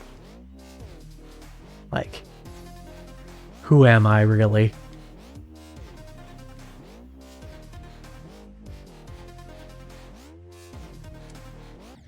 Ow. It's a fun as F game 2, completely free. Neat. Always love when a game is free.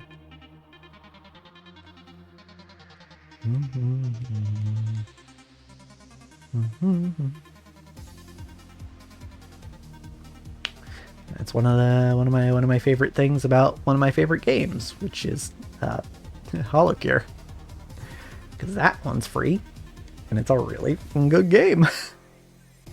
Even if you don't know anything about Hololive.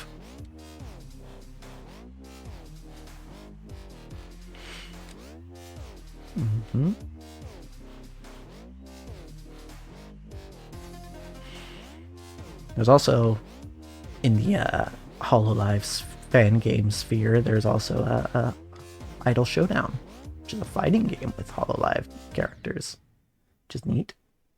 Not even like a GB, just a good survival roguelike. Neat.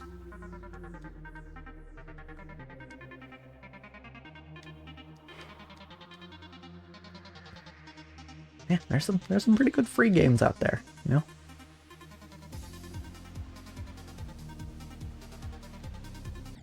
Oops. Da da da da da da da da da. Damn it. I was getting a little too focused on my DOS. DOS not good.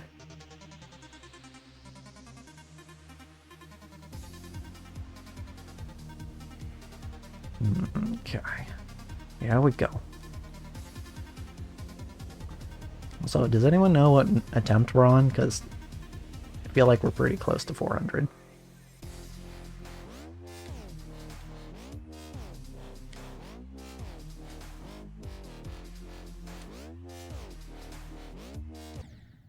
Ow. Oh, 398. Believers in shambles.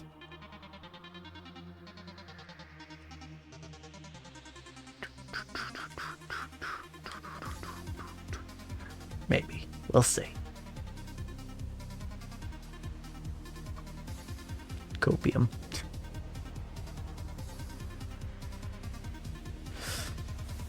Here I am bringing all this Twitch lingo onto VStream. How dare.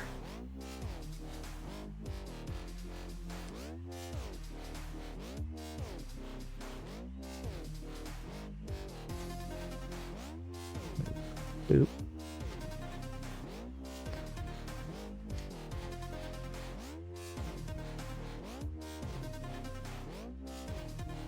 Oh, that worked. I didn't actually expect that to work. Okay.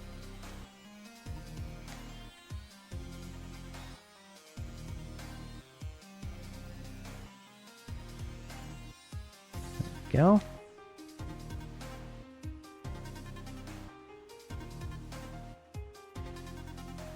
Come on. Oh, that was a really close jump.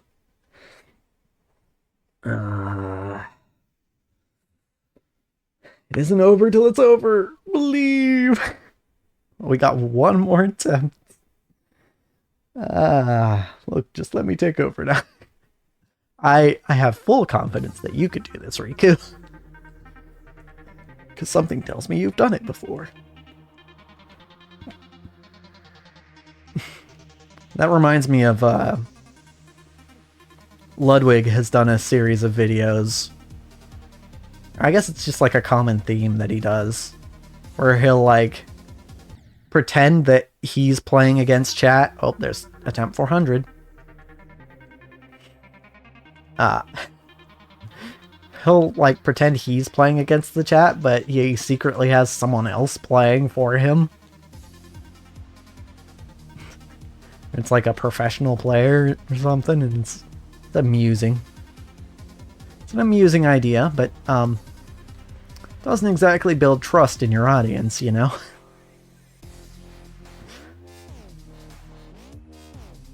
If you put a list of the... If you made a list of streamers who would be most likely to throw you under the bus for the sake of content, I think Ludwig would be pretty high on that list. I mean, not that he really hurts anyone too much by doing stuff like that, but yeah, I mean, it's to the point where it's like near impossible to tell whether he's throwing for content or not. As it turns out, the guy who has over 1,200 hours on Steam, over 10k on mobile, has beaten the 4th main level in the game. Surprising. Wow. You're telling me you didn't spend all that time on the first 3 levels? Wow.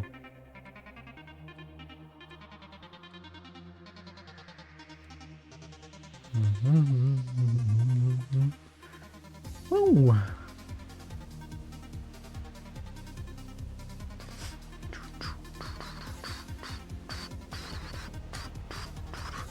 Yeah, speaking of shutdowns, there's another thing that I like that is potentially just not going to exist anymore, and that would be Ruby, the show. Because Rooster Teeth is getting shut down, which, I mean, apparently it wasn't the best place to work, particularly if you were not a straight white male. But still, I liked Ruby. So, I mean, maybe it's actually good news. I don't know.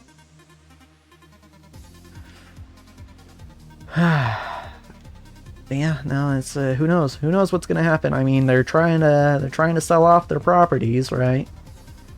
But who knows whose hands Ruby might fall into? Because it's a show, you know, I think still has a lot of potential.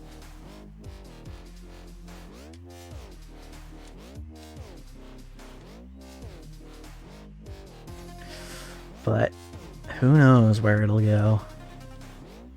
It's up in the air. All we can really do is wait to find out.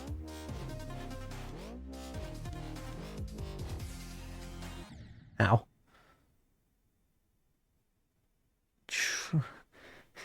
Dude, I'm about to be 2K hours on Stereo Madness alone.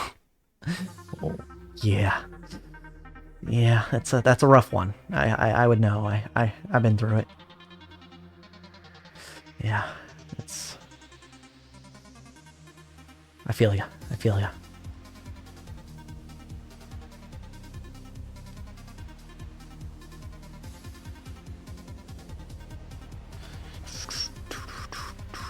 Ow.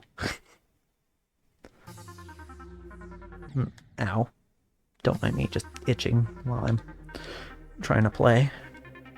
It's fine. Ow. Also, yeah, Believers in Shambles. Yes. Wait, it was over 400. So, Ripperino.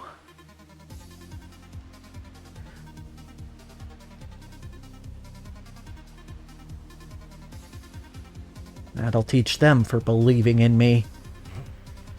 Whoops.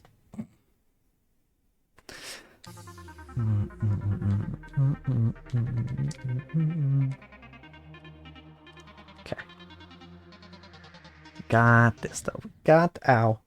There's a meme about Back on Track being the hardest GD level ever. My friend with 2K hours left a Steam review saying, man, they weren't lying when they said Back on Track was hard. Nice.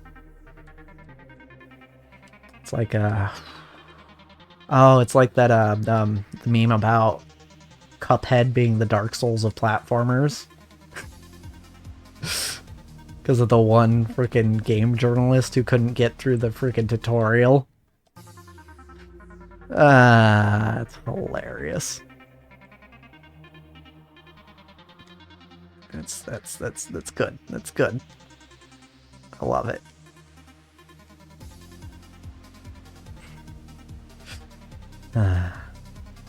Truly the Dark Souls of platformers. You know, Dark Souls, you know, From should make a platformer. I think that would be interesting.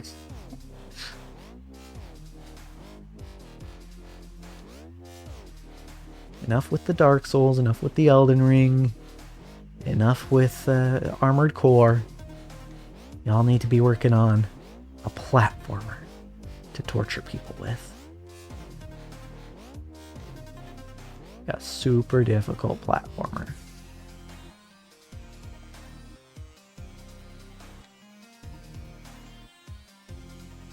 Here we go. Woo, almost touched those spikes.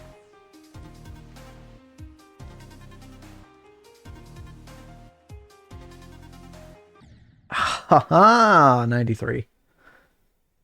Also, I want to be the guy existing, right? But that game is kinda troll, though. It's troll in a way that, like, I think the Souls games aren't. If I'm remembering I want to be the guy right, which I think I am. Like, troll platformers I kind of consider in a different category. Like, you know, the Mario Maker levels where it's like, haha, you hit a hidden block. Which, you know, aren't fun. Oh my god, that reminds me. This episode hasn't come out yet, so this is kind of a sneak preview. But there was a level in Kirby Dream Land 2. Which, spoiler, I have actually beaten at this point. There's a level in that game towards the end that was like, I was so disappointed to run into it, because it was literally an auto-scroller, and it was like, okay, you have to pick which path to go down, right? And if you pick the wrong path, you just die. You just die.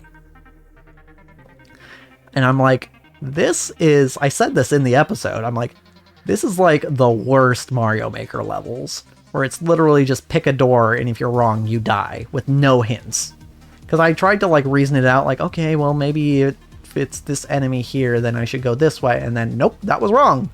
And I tried figuring it out, but there was just no pattern to it. It was just, okay, you just have to memorize which way is the right way to go. I was like, I can't believe this came from the same guy that gave us Smash Ultimate. Yeah, not a pick a pipe type level. Yeah, it was exactly that. Also, yes, Super Meat Boy could be considered the Dark Souls of platformers, I would say. I haven't played it myself, but I've heard it's pretty tough. But also fair. But yeah, they literally made a pick a pipe level in Kirby's Dream Land 2, and it's like, ooh.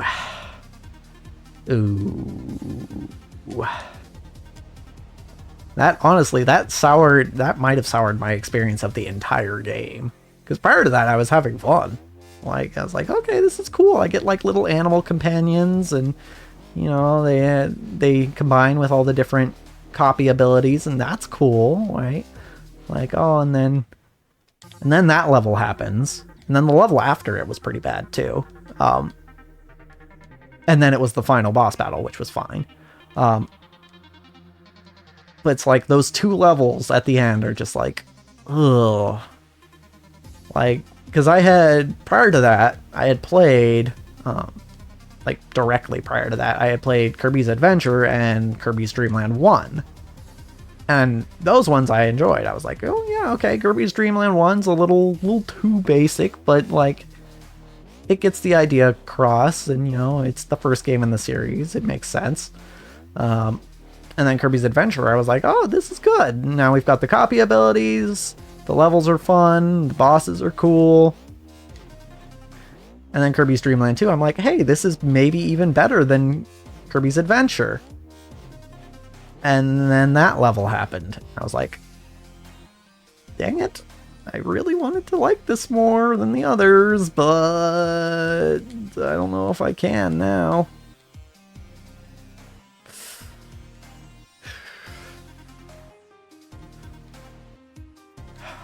It's a shame. It's a shame when stuff like that. Oh, jump. I keep jumping too early there. Sounds like some type of crappy Happy Wheels level. Yep, it exists there too. Luigi's Mansion did the same thing with like 50 stairs. Oh god. I'll see now. Now that makes me not want to play Luigi's Mansion.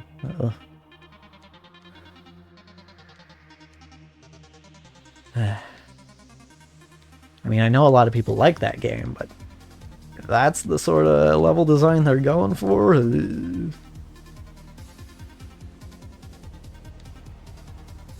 I mean, I'm sure the later games probably don't do the same thing, but, so, you know, 2 and 3 in Dark Moon, or was 2 Dark Moon? I think 2 was Dark Moon, right? I don't remember. Haven't really followed the Luigi's Mansion stuff that closely. Always been a bit more of a Mario guy, but you know. Ah, frick. Yeah.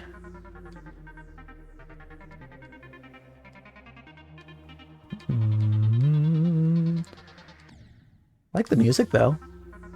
It's pretty neat. Iconic, even. Ow.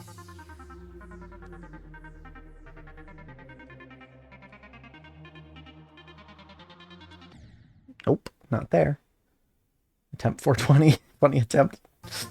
Yep, nope. We're well past that now.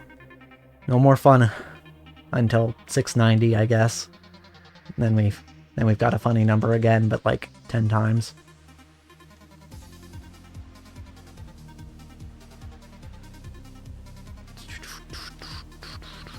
I mean, that just makes it 10 times as funny, right? Probably. Maybe. I don't know.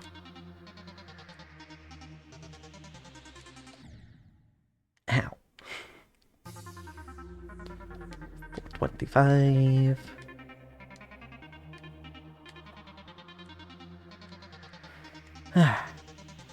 Yeah. There aren't a lot of games I've played that have parts that I think are genuinely bad. I will say, probably my most recent experience prior to Dreamland 2 was Zelda 2. Weirdly, sequels tend to do this. Zelda 2 overall, I liked. But there are certain parts of that game that are just baffling decisions game design wise. Like the part where you're fighting invisible enemies over pits of lava, and if you get hit, you get knocked back like 5 feet. It's like you're a Mario guy over Luigi? Yeah, I can't believe you, Holiday. Well, in terms of the games, yes. Like, I prefer the ones based around Mario. But in terms of personality, I like Luigi, okay? I don't hate Luigi. Right? He's neat. I'd probably, like, in Mario Party, I'd probably pick Luigi over Mario. But that's only if Peach and Rosalina and Daisy are taken. So... And Yoshi. And DK. And Bowser Jr. And Boo. And Goomba. And Diddy.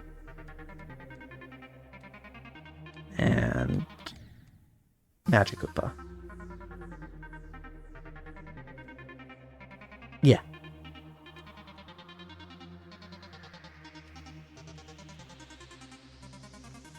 I need Link in a Mario Party game.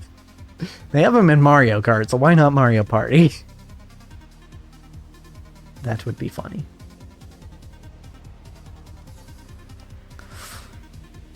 Hiya. Then again, Mario Kart 8 Deluxe is kind of crazy. That game came out like 14 years ago and it's still getting updates. What the hell is this?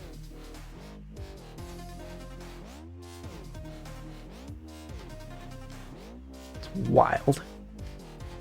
It's Nintendo trying out the games as a service model.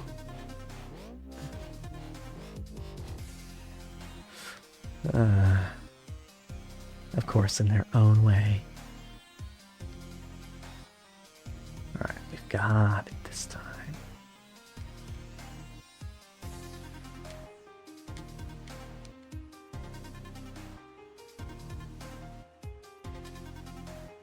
Okay. Here we go. Oh, so close. Bro, Chris Pat me. No, not Maine. Just sometimes over Luigi. I bet he spent long hours stomping Koopas. Actually, I'd probably pick Koopa over Mario, if given the option. I mean, to be fair, in Mario Wonder, when I was getting all the standees, you want to know who the last person I got all the standees for was? It was Mario. Because I was like, this guy's too basic. And in that game, I mained Blue Toad. So. I tried out everyone, but I mained Blue Toad.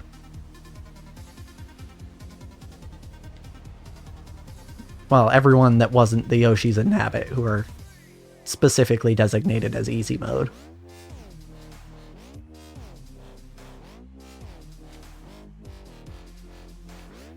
Because who wants a Mario game to be easy? That's what I have Kirby for. Except for Dreamland 2. And that one level. Also, Kirby games can actually get pretty tough in the post-game stuff, so. Okay. Okay. Whoa! Alright, we've got it this time. I do like how in this level the little bars kind of match where what the piano's doing in that end part. Pretty neat.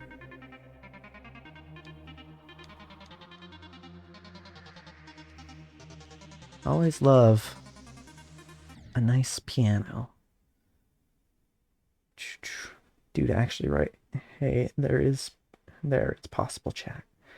Try new Super Mario Bros. Wii 2D platformer pain begins here. I did dabble in that one, actually. I don't think I ever beat the full game, but a friend of mine had it and we played together, and that was something. Why does Nintendo make the cool characters the easy modes? They did that with Funky and Tropical Freeze too. Yeah, the new Funky mode. Yeah, that's it's an unfortunate trait of theirs.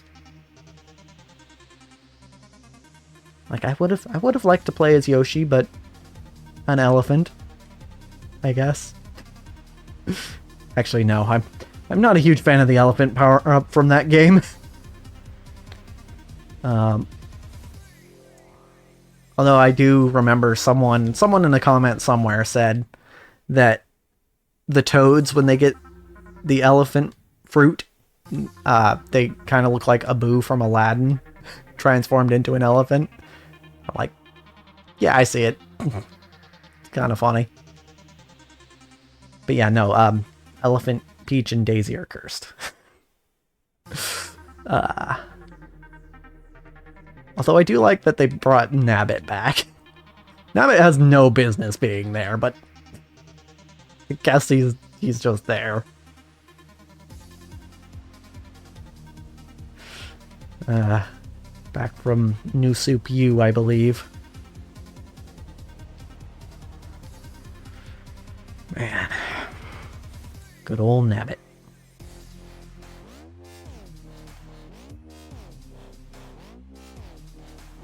I remember there was this whole bit on, I forget what the channel was called at the time, but at one point it was called AfroEd Plus, where they were playing New Super Mario Bros. U, and one of them was playing Nabbit, and he was doing this whole bit where like, no, Nabbit's not invincible, no, it's definitely not a thing. You guys are just bad. It was amusing. Whoops, too high. Beep. Although mentioning Tropical Freeze, that's a game I should probably get around to playing, along with Donkey Kong Country Returns. Although maybe I should beat Donkey Kong Country first. Because I've definitely gotten close to beating that game, but I haven't actually beaten it.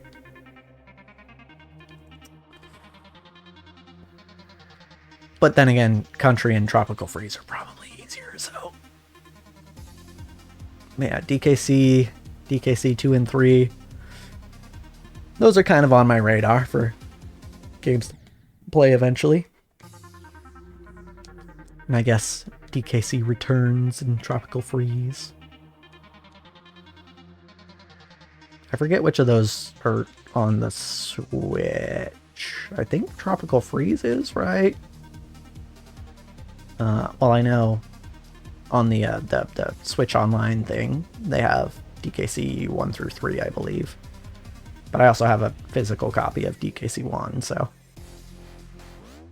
and then there's I don't know about Returns.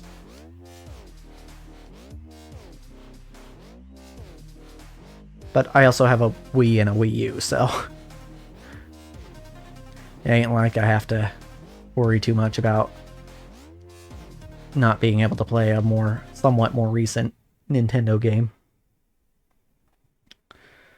The thing is with New Super Mario Bros. Wii is that using the easier modes actually prevents you from 100% completion. That makes sense. I know a lot of games do that. So, yeah. I remember back when I was playing the story mode in Mario Maker 2. Just one of the bits. I mean, it was almost a bit. Actually, a lot of it was just actual being annoyed. If you don't know, in Mario Maker 2, in the story mode, if you fail a level enough times, Luigi will pop up and he'll be like, "Hey, you want me to do the level for you?" I'll be like, "No, shut up, Luigi. I can do it myself." That's one reason I don't like Luigi as much. Freaking patronizing dick. I can do the level myself, Luigi. I don't need your help. And I did. I beat every level in Mario Maker 2's story mode. Even though you don't even have to beat the story. I beat them all. Mostly because I just enjoyed them, but, you know.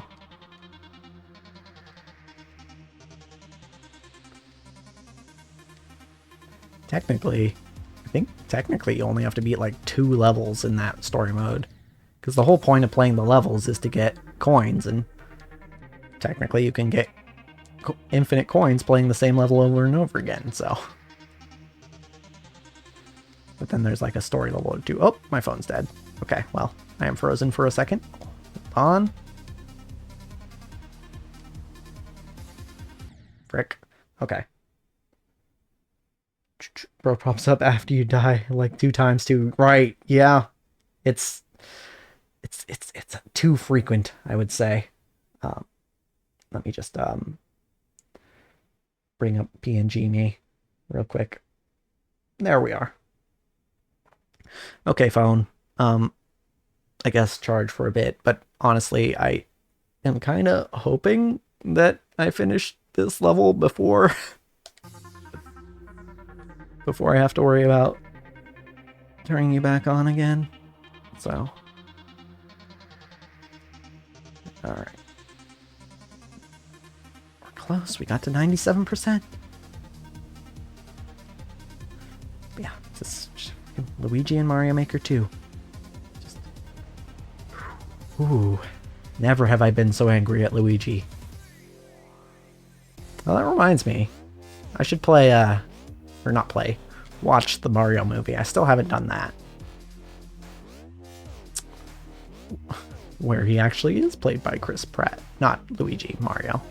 Luigi's Charlie Day, who I also enjoy. But like, it only seems fair to watch the Mario movie considering I watch both Sonic movies. And I enjoyed them. Because they have a lot of references to the games. And not just that, I think they're pretty solid movies anyway, but the references are nice too.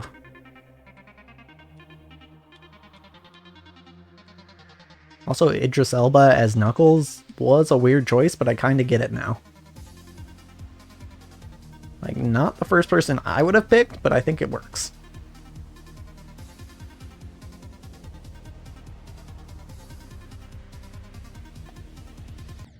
Oh, okay. That almost worked out. You've been streaming for so long that I'm at 13% battery. I started the stream with 70%. Restream really kills my phone, so I gotta go now. I believe in you. Screenshot and chuck me a message when you beat it. Sure will. Later, Riku. We shall meet on another stream, probably. I will, in fact, beat this level. I promise. And Holiday never goes back on a promise. Or at least he tries not to. So, there's that. Well, thankfully, I don't have that much else to do today, so I can kind of more or less stream as long as I like to finish this level. I mean, I did say I still need to record, but I don't need to have that episode up till at least 3 p.m. So, and you know, recording will take me a couple hours, and editing will take me like an hour in total. Rendering will take a couple hours probably. So I am more or less fine. That was the end right there. That was the end right there. I was kind of hoping I would finish it there, just to be like, oh hey Riku, I finished immediately after you left, but no such luck.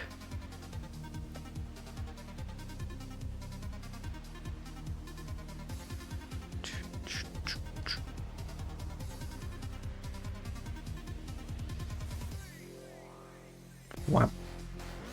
Wham, wham. Alright. We got this. 97% multiple times. Means we got this.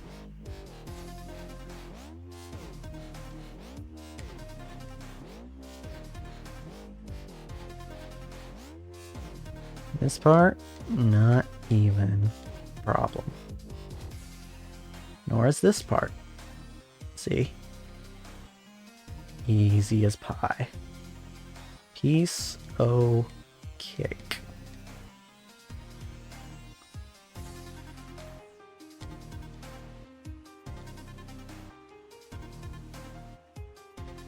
Got it.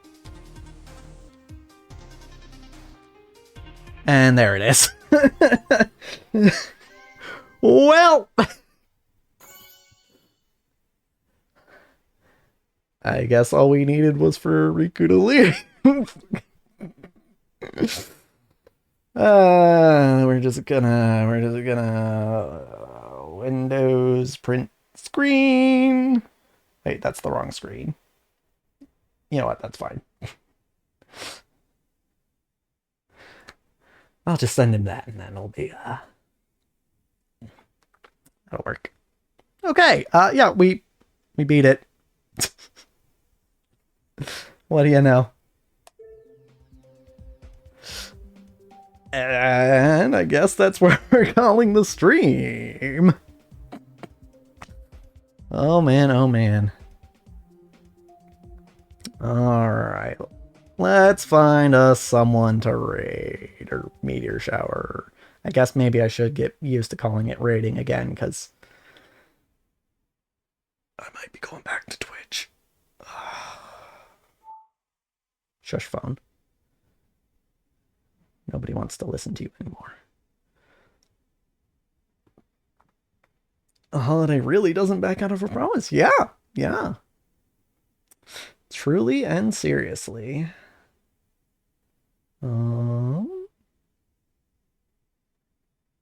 Let's see. Let me browse around a little bit here. Nope, that's the wrong thing to mute. Thank you.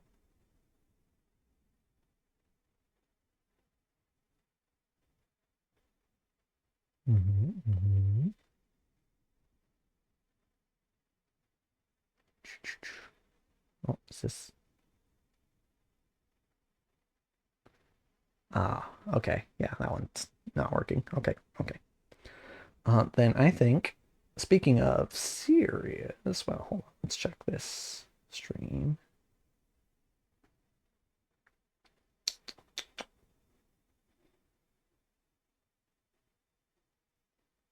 Hmm. Hmm.